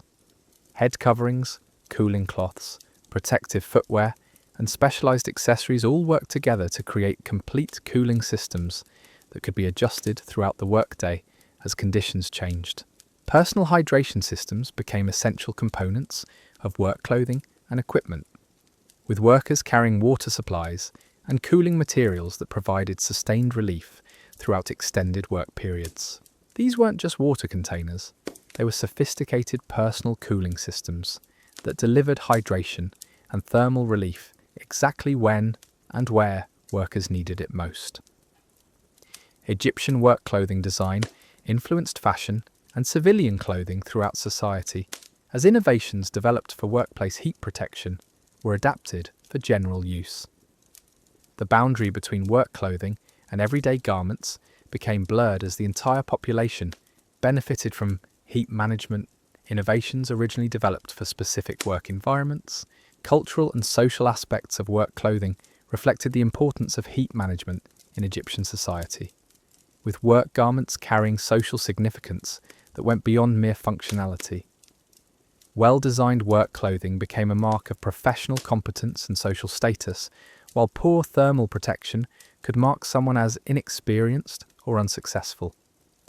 Economic aspects of work clothing created specialized industries focused on producing heat management garments and accessories for various professions. Textile workers, leather crafters, and other specialists developed expertise in creating work clothing that provided optimal thermal protection while meeting the specific requirements of different trades and professions. The maintenance and care of work clothing in extreme heat required specialized techniques that preserved thermal protection properties while keeping garments clean and functional. Egyptian workers developed clothing care methods that maintained cooling effectiveness while extending garment life despite harsh environmental conditions and demanding work requirements. Individual customization of work clothing showed that Egyptian workers understood personal variations in heat tolerance and cooling needs, modifying standard work garments to address individual requirements. Workers learned to adapt clothing systems to their personal thermal characteristics, work environments, and specific job requirements, creating personalized cooling solutions. Innovation in work clothing design continued throughout Egyptian history as workers and clothing specialists constantly refined and improved thermal protection systems. New materials, improved designs, and enhanced cooling features were continuously developed and shared throughout Egyptian work communities, creating ongoing improvement in heat protection technology. The psychological aspects of proper work clothing revealed that appropriate thermal protection affected not just physical comfort, but also mental performance and workplace morale. Workers properly equipped with effective cooling clothing demonstrated better concentration, improved decision-making, and enhanced overall performance compared to those suffering from heat stress due to inadequate protection. Training in proper use of work clothing became essential education for new workers, as even the best heat protection systems required knowledge and skill to use effectively. Workers learned not just how to wear cooling clothing, but how to adjust, maintain, and optimize their personal thermal protection systems throughout their careers. But even the most sophisticated clothing systems were just part of the larger Egyptian approach to personal heat management that included hygiene, grooming, and body care techniques specifically adapted to extreme heat conditions. Egyptian personal care routines weren't just about cleanliness or appearance. They were essential thermal management practices that helped individuals maintain heat tolerance and prevent heat-related health problems. Bathing and washing techniques in ancient Egypt served multiple cooling functions that went far beyond basic hygiene. Strategic bathing could rapidly lower core body temperature, provide hours of thermal relief, and prepare the body for extended heat exposure. Egyptian bathing practices were precisely timed and executed to maximize cooling benefits while conserving precious water resources. The use of oils, perfumes, and cosmetics in extreme heat revealed sophisticated understanding of how different substances affected skin temperature and heat tolerance. Certain oils provided cooling effects through evaporation, while others created protective barriers that prevented excessive heat absorption. Egyptian cosmetics weren't just beauty treatments, they were functional heat protection systems. Hair care and styling in desert conditions required techniques that provided cooling while maintaining appearance and social standards. Egyptian hairstyles weren't just fashion choices, they were thermal management systems that could provide cooling, sun protection, and heat dissipation. Different hairstyles were appropriate for different activities and temperature conditions. Skin protection from extreme sun exposure involved more than just covering up, requiring understanding of how different treatments and substances could enhance the skin's natural cooling abilities while preventing damage from intense solar radiation. Egyptian skincare routines included cooling treatments, protective applications, and healing remedies for heat-related skin problems. Personal cooling rituals became daily routines that prepared individuals for heat exposure while providing ongoing thermal relief throughout the day. These weren't casual comfort measures, they were systematic approaches to personal heat management that could prevent heat illness and maintain performance during extreme conditions. The timing and frequency of personal care activities were coordinated with daily temperature cycles to maximize cooling benefits when they were needed most. Egyptian personal care schedules were as precisely planned as work schedules, ensuring that cooling treatments were available during peak heat periods while conserving resources during cooler times. Social aspects of personal heat management showed that Egyptian grooming and hygiene practices served community functions that went beyond individual comfort. Proper personal heat management was considered a social responsibility, as heat-stressed individuals could become burdens on community resources and endanger others through impaired judgment or performance. Individual variations in heat tolerance required personalized approaches to hygiene and body care that addressed different thermal needs and responses. Egyptian personal care routines were adapted to individual characteristics, recognizing that different people required different approaches to maintaining heat tolerance and thermal comfort. The integration of personal care with other heat management strategies created comprehensive approaches to thermal protection that addressed every aspect of individual heat exposure. Personal cooling routines, coordinated with clothing choices, work schedules, and environmental factors to create synergistic effects that enhanced overall heat tolerance. Medical aspects of personal heat management included preventive care routines that helped maintain the body's natural cooling systems while preventing heat-related health problems.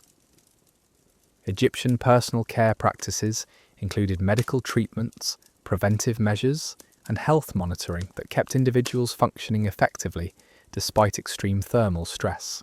But personal protection and care were just individual components of the broader Egyptian mastery of extreme heat survival. Their achievements in creating sustainable civilization in impossible conditions represented a comprehensive understanding of thermal management that integrated architecture, community cooperation, work management, personal protection, and environmental adaptation into seamless systems that made thriving civilization possible, where mere survival should have been challenging. The Egyptian legacy in heat management continues to influence modern approaches to extreme climate survival, with contemporary researchers studying ancient techniques that remain relevant for current climate challenges. Their methods for community cooling, sustainable work practices, and personal thermal protection offer proven solutions for populations facing increasing heat stress from climate change. Modern architectural cooling systems often incorporate principles that Egyptian builders mastered thousands of years ago, using natural ventilation, thermal mass, and strategic design to reduce energy consumption while maintaining comfort. Contemporary sustainable building practices draw heavily from Egyptian innovations that provided effective cooling without mechanical systems or electrical power. Urban planning strategies for hot climate cities increasingly reflect Egyptian understanding of how community cooperation and shared cooling resources can provide population-wide thermal protection more efficiently than individual solutions. Modern heat emergency response systems often mirror community support networks that Egyptian neighborhoods developed for surviving extreme temperature events.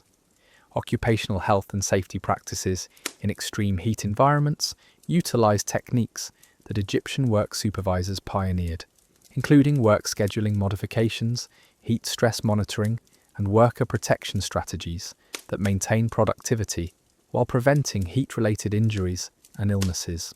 Personal heat protection equipment and clothing design continues to benefit from Egyptian innovations in thermal management textiles, strategic ventilation, and cooling accessories that provide individual thermal protection. Modern outdoor workers, athletes, and military personnel use heat protection principles that ancient Egyptian workers developed through necessity and refined through generations of experience. The Egyptian achievement in creating sustainable prosperity despite extreme environmental challenges offers hope and practical guidance for modern communities facing increasing climate stress. Their comprehensive approaches to heat management demonstrate that human ingenuity, community cooperation, and systematic adaptation can overcome seemingly impossible environmental obstacles.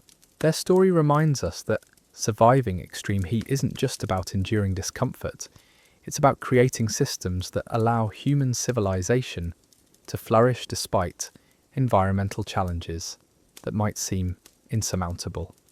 The ancient Egyptians proved that with intelligence, cooperation, and determination, humans can not only survive in extreme conditions, but can build sophisticated, prosperous societies that thrive for thousands of years.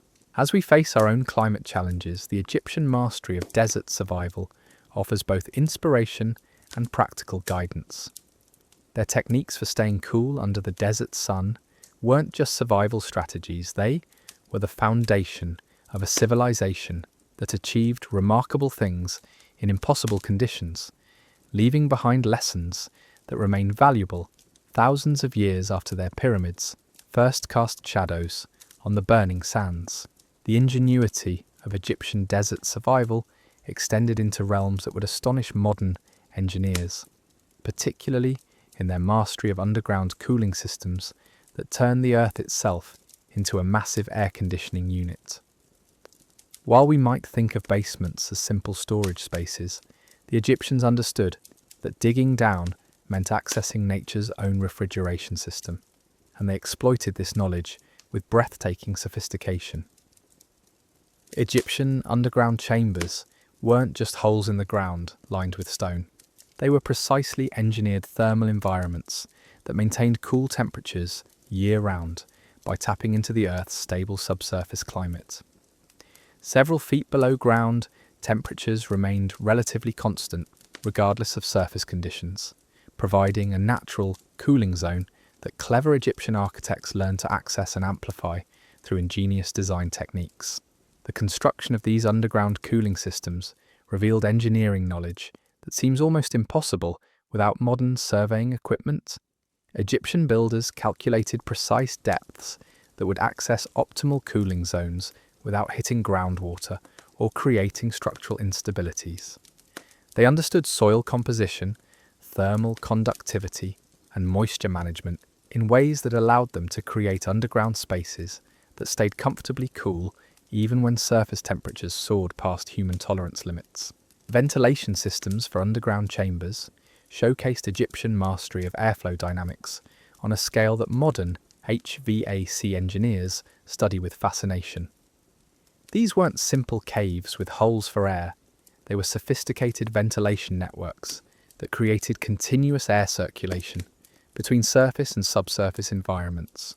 Cool underground air was drawn upward through carefully positioned shafts, while hot surface air was channeled downward through separate passages, creating convection currents that provided constant air exchange and cooling. The famous Egyptian grain storage facilities utilized underground cooling principles that kept food supplies fresh and safe despite brutal surface heat. These storage systems weren't just about preventing spoilage, they were about creating controlled environments that could preserve essential food supplies for months or even years. Underground granaries maintained steady temperatures and humidity levels that prevented pest infestations, mold growth, and other problems that could destroy food stores and doom communities to starvation. Water storage in underground systems created massive thermal batteries that provided cooling benefits far beyond simple hydration. Egyptian underground cisterns and water chambers stored enormous quantities of cool water that served multiple cooling functions throughout communities. These weren't just water supplies, they were cooling infrastructure that provided chilled water for drinking, bathing, evaporative cooling, and emergency heat relief during extreme temperature events. Underground workshops and manufacturing spaces allowed essential crafts and production to continue despite surface heat that would make normal work impossible. Egyptian craftsmen could retreat to underground chambers where metalworking, pottery, textile production, and other temperature-sensitive activities could continue safely and effectively. These underground workspaces often maintain their own specialized cooling systems, tailored to specific Manufacturing requirements. Residential underground spaces provided cooling refuges where families could escape when surface temperatures became life-threatening. These weren't cramped hiding places. They were carefully designed living spaces with proper ventilation, lighting, and comfort features that allowed normal family life to continue during the worst heat. Wealthy Egyptian households often featured extensive underground cooling suites that rivaled their surface accommodations in comfort and sophistication. The integration of underground cooling with surface architecture created comprehensive climate control systems that provided cooling benefits throughout entire buildings and complexes.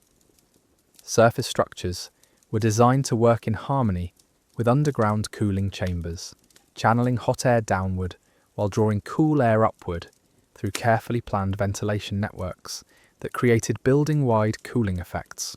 Religious and ceremonial underground spaces served spiritual functions while providing essential cooling during religious observances and community gatherings. Egyptian temples often featured underground chambers where religious activities could continue despite extreme heat, ensuring that spiritual life continued regardless of environmental conditions. These sacred cooling spaces combined practical thermal management with religious significance. Underground cooling systems required sophisticated maintenance and management techniques that Egyptian communities had to master for long-term success. Cleaning ventilation shafts, managing water levels, preventing structural damage, and maintaining airflow systems all required specialized knowledge and coordinated community efforts. These weren't simple facilities that could be ignored. They were complex infrastructure that demanded ongoing attention and expertise.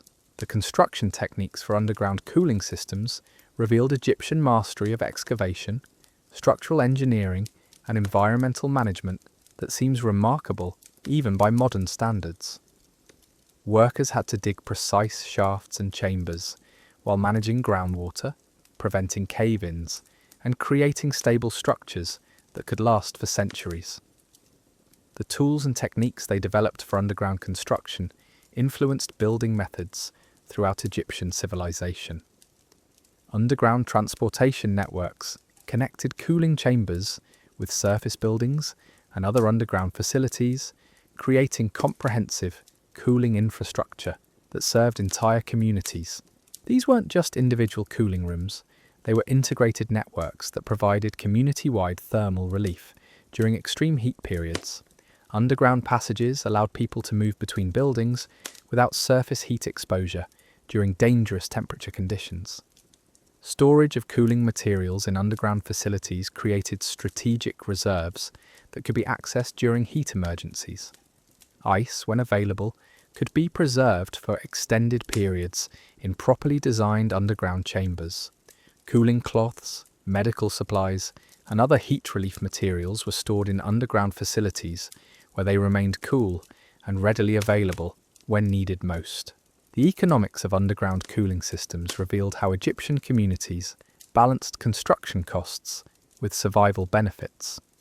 Building underground cooling infrastructure required significant investment in labour, materials, and expertise.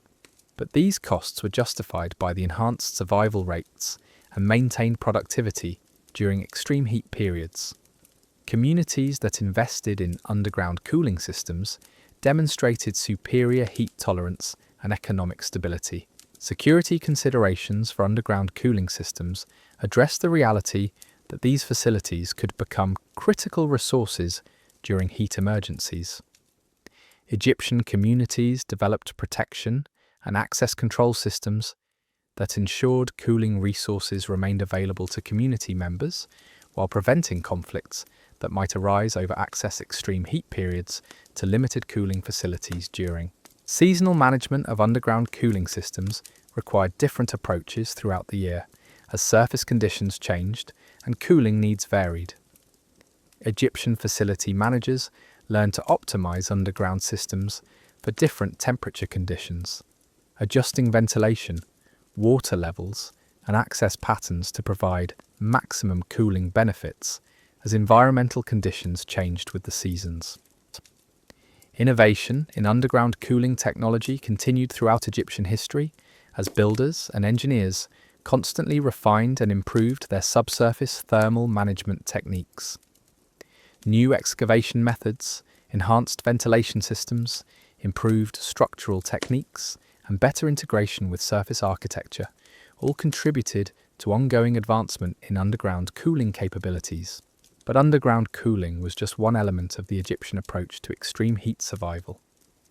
Their understanding of natural cooling phenomena extended to sophisticated techniques for harnessing wind, water, and evaporation that created artificial climates in the middle of the desert. Egyptian environmental engineers learned to manipulate natural forces in ways that seem almost magical in their effectiveness. Wind capture and direction systems turned Egyptian buildings into massive wind scoops that could channel even the slightest breeze into powerful cooling currents. These weren't random architectural features, they were precisely calculated wind management systems that could capture air movement from multiple directions and concentrate it into focused cooling flows. Egyptian architects understood wind patterns, seasonal variations, and microclimate effects in ways that allowed them to design buildings that created their own weather systems. The famous Egyptian wind towers represented engineering achievements that modern architects study with admiration and bewilderment. These tall structures weren't just decorative elements or status symbols, they were sophisticated wind capture devices that could create significant air movement even during completely calm conditions. The towers used temperature differentials, pressure variations, and thermal dynamics to generate cooling airflow that could be distributed throughout buildings and complexes. Courtyard cooling systems transformed enclosed spaces into natural air conditioning units that provided climate-controlled environments in the middle of the desert. Egyptian courtyards weren't just pleasant outdoor spaces, they were carefully engineered cooling chambers that used thermal mass, water features, and strategic plantings to create microclimates that could be several degrees cooler than surrounding areas. These cooling courtyards served as central climate control systems for entire residential and commercial complexes. Water feature engineering revealed Egyptian mastery of evaporative cooling that turned decorative elements into functional climate control devices. Fountains, pools, and water channels weren't just aesthetic additions, they were cooling infrastructure that provided quantifiable thermal relief through carefully controlled evaporation. Egyptian water features were designed with specific surface areas, flow rates, and positioning that maximized cooling effects while conserving precious water resources. Landscaping for cooling purposes showed that Egyptian gardeners weren't just creating beautiful outdoor spaces, they were engineering living climate control systems that provided shade, evaporation, and air purification. Strategic tree placement, ground cover selection, and garden design created cooling zones that extended far beyond the planted areas themselves. Egyptian gardens were functional cooling infrastructure, disguised as decorative landscaping. Shade engineering went far beyond simply planting trees or building awnings. Egyptian architects developed sophisticated shade systems that provided cooling protection throughout the day as sun angles changed. Adjustable shade structures, strategic building placement, and calculated shadow patterns created comprehensive shade networks that protected entire communities from direct solar radiation during peak heat periods. Thermal mass management turned building materials themselves into cooling resources that could absorb, store, and release heat in carefully controlled patterns. Egyptian builders understood how different materials absorbed and released heat at different rates, allowing them to create thermal batteries that could provide cooling benefits for hours after direct heat sources were removed. Walls, floors, and structural elements became functional cooling devices rather than passive building components. Insulation techniques using readily available desert materials created thermal barriers that prevented external heat from penetrating living spaces while allowing internal cooling systems to work more effectively. Egyptian insulation wasn't just about keeping heat out, it was about creating thermal zones where cooling efforts could be concentrated and maintained despite extreme external conditions. Reflective surface technologies used available materials to create building exteriors that actively deflected solar radiation rather than absorbing it. Egyptian builders developed surface treatments, material selections, and architectural techniques that could reduce heat absorption by structures while reflecting dangerous solar energy away from occupied areas. These reflective systems could reduce internal building temperatures by significant margins. Natural refrigeration systems used evaporation, thermal mass, and environmental conditions to create cooling storage that could preserve food, water, and other perishables despite extreme heat. Egyptian refrigeration techniques weren't just about preventing spoilage. They were about creating controlled cool environments where essential supplies could be stored safely for extended periods. Microclimate creation involved manipulating small environmental areas to produce localized cooling conditions that could provide relief even when larger areas remained dangerously hot. Egyptian environmental engineers learned to create cooling pockets within buildings, courtyards, and outdoor spaces that provided thermal refuges during extreme heat periods. These microclimates served as stepping stones that allowed movement through hostile thermal environments. Air purification systems integrated with cooling techniques provided not just thermal relief, but also improved air quality during dust storms and other desert environmental challenges. Egyptian cooling systems often included filtration and purification elements that cleaned air while cooling it, creating healthier indoor environments that supported better heat tolerance and overall health. Humidity control techniques addressed the challenge of maintaining optimal moisture levels in extremely dry desert conditions while preventing excessive humidity that could reduce cooling effectiveness. Egyptian humidity management systems used controlled evaporation, air circulation, and moisture conservation to create indoor climates that supported human comfort and health despite extreme external conditions. Temperature regulation systems provided ongoing climate control that could respond to changing conditions throughout the day and seasons. Egyptian thermal management wasn't just about surviving peak heat, it was about maintaining comfortable conditions across varying temperature ranges and environmental challenges. These regulation systems adjusted automatically to changing conditions while maintaining optimal thermal comfort. Energy conservation in cooling systems ensured that thermal management techniques remained sustainable and didn't deplete resources needed for other essential activities. Egyptian cooling methods were designed to provide maximum thermal relief with minimum resource consumption, creating sustainable approaches to heat management that could continue indefinitely without exhausting water, fuel, or human energy reserves. Quality control for cooling systems ensured that thermal management infrastructure continued to function effectively despite harsh environmental conditions and constant use. Egyptian cooling facilities required ongoing maintenance, monitoring, and adjustment to maintain optimal performance. Communities developed expertise in cooling system management that ensured reliable thermal protection year-round. But environmental manipulation was just one aspect of Egyptian heat survival mastery. Their understanding extended to sophisticated medical and health management techniques that recognized heat as both a constant threat and a manageable challenge. Egyptian physicians developed treatment protocols and preventive measures that addressed heat-related health problems with precision that modern emergency medicine still studies and adapts. Heat illness recognition and treatment represented advanced medical knowledge that allowed Egyptian healers to save lives during extreme temperature events. Egyptian physicians could identify different stages and types of heat-related illness, from mild heat exhaustion to life-threatening heat stroke, and they had developed specific treatment protocols for each condition. Their diagnostic skills included recognizing early warning signs that allowed intervention before heat illness became fatal. Preventive medicine for heat exposure focused on maintaining body systems that supported heat tolerance rather than just treating problems after they occurred.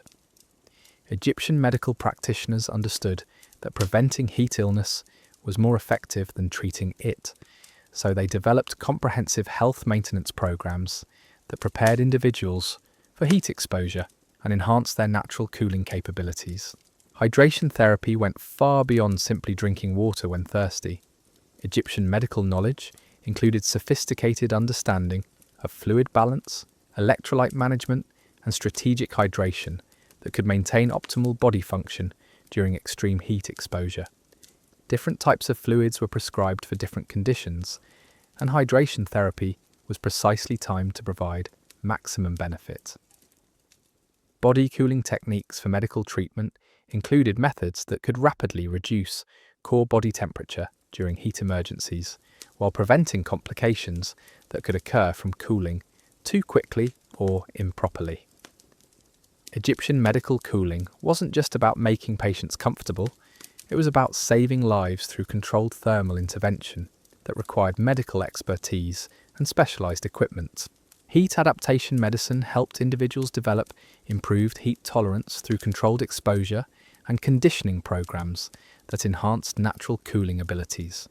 Egyptian physicians understood that heat tolerance could be developed and improved through proper training and preparation, and they developed medical programs that helped people adapt to extreme temperature conditions safely. Nutrition therapy for heat exposure included dietary prescriptions that supported the body's cooling systems and heat tolerance capabilities.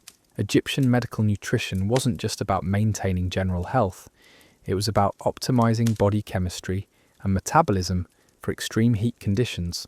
Specific foods and eating patterns were prescribed as medical treatments for heat-related health challenges. Recovery medicine for heat injury addressed the long-term health consequences that could result from severe heat exposure. Egyptian physicians understood that heat damage could have lasting effects that required ongoing medical attention and specialized treatment. Recovery protocols helped patients regain full health and heat tolerance after suffering from heat-related illness or injury. Pharmaceutical knowledge included natural medicines and treatments that could enhance heat tolerance, treat heat-related symptoms, and support recovery from heat exposure. Egyptian medical practitioners had access to herbs, minerals, and other natural substances that provided specific therapeutic benefits for heat-related health problems. These medical treatments were precisely formulated and administered according to established protocols. Age-specific heat medicine recognized that different age groups had different heat tolerance capabilities and required different medical approaches to heat-related health management. Children, adults, and elderly individuals each received specialized medical attention that addressed their unique heat-related health needs and vulnerabilities. Medical treatment was customized to individual characteristics and heat tolerance capabilities. Occupational health medicine addressed the specific heat-related health challenges faced by workers in different industries and environments. Egyptian physicians understood that different types of work created different heat exposure risks, and they developed specialized medical programs that protected workers while maintaining productivity. Occupational heat medicine included both preventive care and treatment for work-related heat injuries. Emergency medical response for heat crises included organized systems that could provide rapid medical intervention during extreme heat events that affected large numbers of people simultaneously. Egyptian communities developed medical emergency response capabilities that could handle mass heat illness events while maintaining medical care for other health problems that continued during heat emergencies. Medical training and education ensured that heat-related medical knowledge was preserved and transmitted to future generations of healers. Egyptian medical schools included comprehensive training in heat illness recognition, treatment, and prevention that prepared physicians for careers in extreme climate conditions. This medical education was essential for for maintaining community health in challenging environmental conditions. Research and development in heat medicine continued throughout Egyptian history as medical practitioners constantly refined and improved their understanding of heat-related health issues. Medical knowledge evolved through careful observation, experimentation, and documentation that enhanced treatment effectiveness and expanded understanding of how extreme heat affected human health and performance. Medical facility design incorporated cooling systems and thermal management that allowed medical treatment to continue effectively despite extreme heat conditions. Egyptian medical facilities weren't just places where sick people received treatment, they were carefully designed cooling environments that supported both patient recovery and medical practitioner performance during extreme temperature conditions. But medical heat management was just one component of the comprehensive Egyptian approach to extreme climate survival.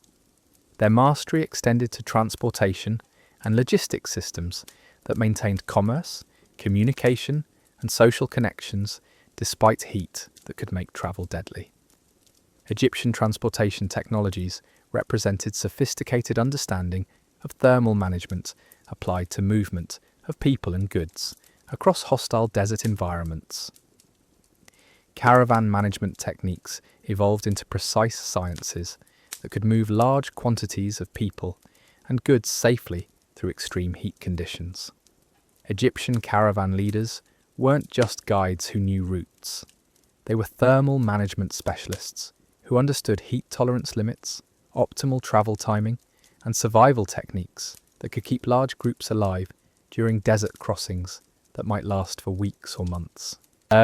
Vehicle design and modification addressed the specific challenges of transportation equipment that had to function reliably in extreme heat while protecting passengers and cargo from temperature-related damage. Egyptian transportation vehicles weren't just built for durability and capacity. They were engineered for thermal management that could maintain functionality and safety despite punishing environmental conditions. Route planning incorporated thermal considerations that balanced travel efficiency with heat safety, creating transportation networks that provided maximum connectivity while minimizing heat exposure risks. Egyptian transportation routes weren't just the shortest distances between destinations. They were carefully planned pathways that took advantage of available shade, cooling opportunities, and thermal refuges that made long-distance travel possible. Travel timing strategies coordinated transportation schedules with daily and seasonal temperature patterns to minimize heat exposure while maintaining transportation efficiency. Egyptian transportation systems weren't random movements of people and goods. They were precisely timed operations that took advantage of cooler periods while avoiding travel during dangerous temperature conditions. Supply management for desert travel included sophisticated planning and resource allocation that ensured travelers had adequate cooling resources, hydration, and heat protection throughout their journeys. Egyptian travel supplies weren't just basic provisions, they were carefully selected thermal management resources that could provide heat protection and cooling benefits during extended desert travel. Navigation techniques adapted to extreme heat conditions addressed the challenges of maintaining direction and route finding when heat distortion, mirages, and thermal effects could impair normal navigation methods. Egyptian navigators developed specialized techniques for maintaining accurate travel routes, despite environmental conditions that could confuse normal navigation approaches. Rest and recovery systems for desert travel created networks of cooling refuges and thermal relief stations that allowed travelers to recover from heat stress while maintaining travel progress. Egyptian transportation infrastructure included cooling facilities positioned along major travel routes that provided essential thermal relief during long-distance desert journeys. Communication systems for extreme heat travel addressed the challenges of maintaining contact and coordination when heat could affect both human performance and communication equipment. Egyptian transportation communication wasn't just about sending messages, it was about maintaining coordination and safety communication despite environmental conditions that could impair normal communication methods. Security considerations for heat-stressed travellers recognised that extreme heat could create vulnerabilities that required specialised protection strategies. Egyptian transportation security wasn't just about protecting against human threats. It was about comprehensive safety management that addressed all the dangers that extreme heat could create for travellers and transportation operations. Cargo protection during extreme heat transport required techniques that could preserve goods and materials despite temperature conditions that could damage or destroy valuable cargo. Egyptian cargo management wasn't just about preventing theft or loss, it was about thermal protection that maintained cargo quality and value despite extreme environmental conditions. Animal management for desert transportation involves specialised care and protection techniques that maintain the health and performance of transportation animals despite extreme heat stress. Egyptian transportation animals received sophisticated thermal protection and heat management that allowed them to function effectively in conditions that would disable unprotected animals. Human resource management for transportation crews addressed the unique challenges of maintaining crew performance and safety during extreme heat operations. Egyptian transportation workers received specialized training, protection, and support that allowed them to perform complex transportation operations safely and effectively despite challenging thermal conditions. Emergency response for transportation heat crises included organized systems that could provide rapid assistance to travelers experiencing heat-related emergencies during desert travel. Egyptian transportation emergency response was specifically designed to handle heat-related crises that were constant threats during desert travel operations. Technology development for extreme heat transportation continued throughout Egyptian history as transportation specialists constantly refined and improved their thermal management techniques. Transportation innovations included improved vehicle design, enhanced cooling systems, better protective equipment, and more effective heat management strategies that enhanced transportation, safety, and efficiency. Economic considerations for heat-adapted transportation balanced the costs of thermal protection with the benefits of maintained transportation capabilities. Egyptian transportation economics included careful analysis of heat protection investments and their returns in terms of improved safety, reliability, and operational capability during extreme temperature conditions. Quality control for transportation thermal management ensured that heat protection systems continued to function effectively despite harsh environmental conditions and demanding operational requirements.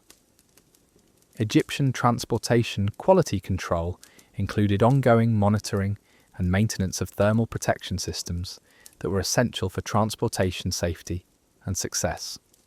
But transportation was just one element of the broader Egyptian achievement in creating sustainable civilization despite extreme environmental challenges. Their comprehensive approach to heat management integrated architecture, medicine, work management, community cooperation, and environmental manipulation into seamless systems that transformed impossible conditions into opportunities for innovation and prosperity. The sophistication of Egyptian heat management extended to manufacturing and craft production that maintained economic activity and cultural development despite temperatures that should have made detailed work impossible. Egyptian craftsmen and manufacturers developed techniques that protected both workers and products while maintaining the quality and productivity that supported their advanced civilization. Metalworking in extreme heat required specialized techniques that could maintain precision and quality despite environmental conditions that could affect both human performance and metal properties. Egyptian metalworkers developed cooling systems, timing strategies, and protective measures that allowed sophisticated metalwork to continue despite brutal heat that would challenge modern manufacturing facilities. Pottery and ceramics production adapted to extreme heat through modified techniques that took advantage of ambient temperature while preventing heat damage to products and workers.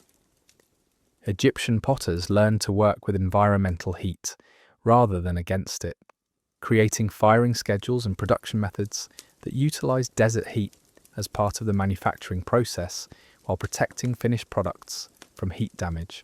Textile production in desert conditions required techniques that protected delicate fibers and complex weaving processes from heat damage while maintaining the productivity necessary for Egyptian economic success.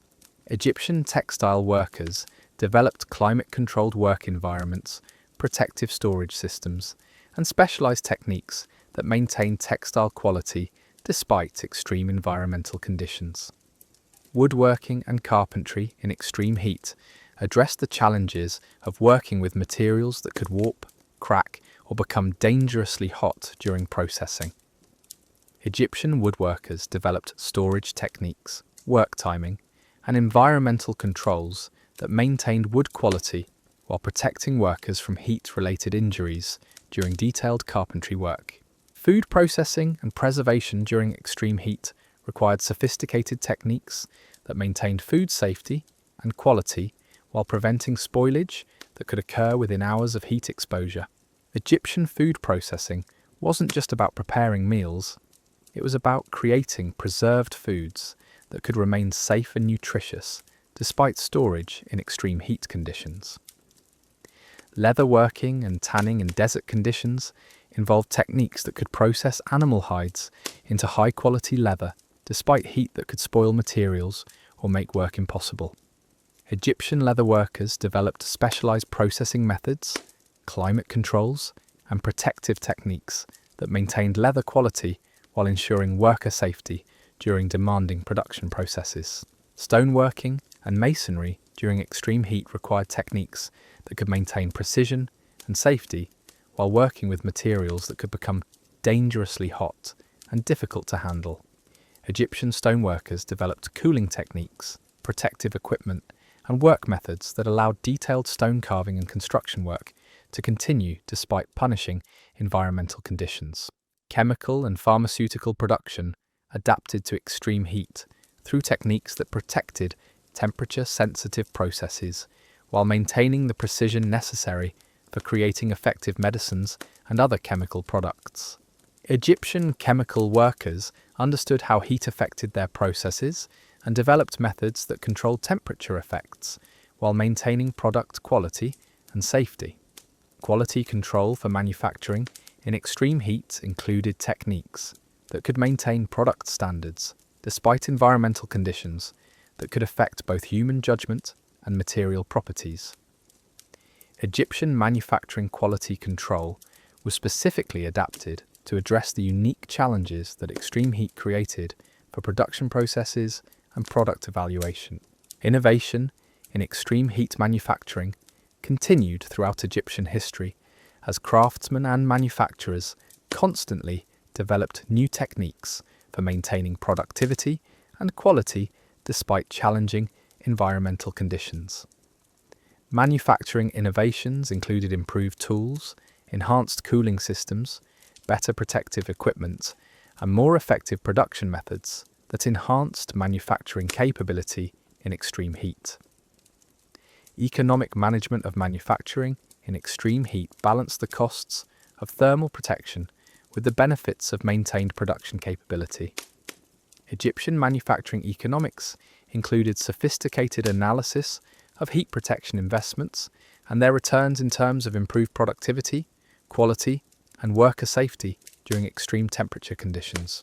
The ancient Egyptians had essentially transformed the art of survival into the science of thriving.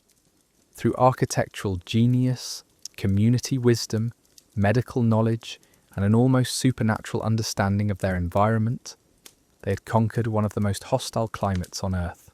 Their legacy whispers across the millennia, reminding us that human ingenuity knows no bounds when necessity meets determination under the endless desert sun.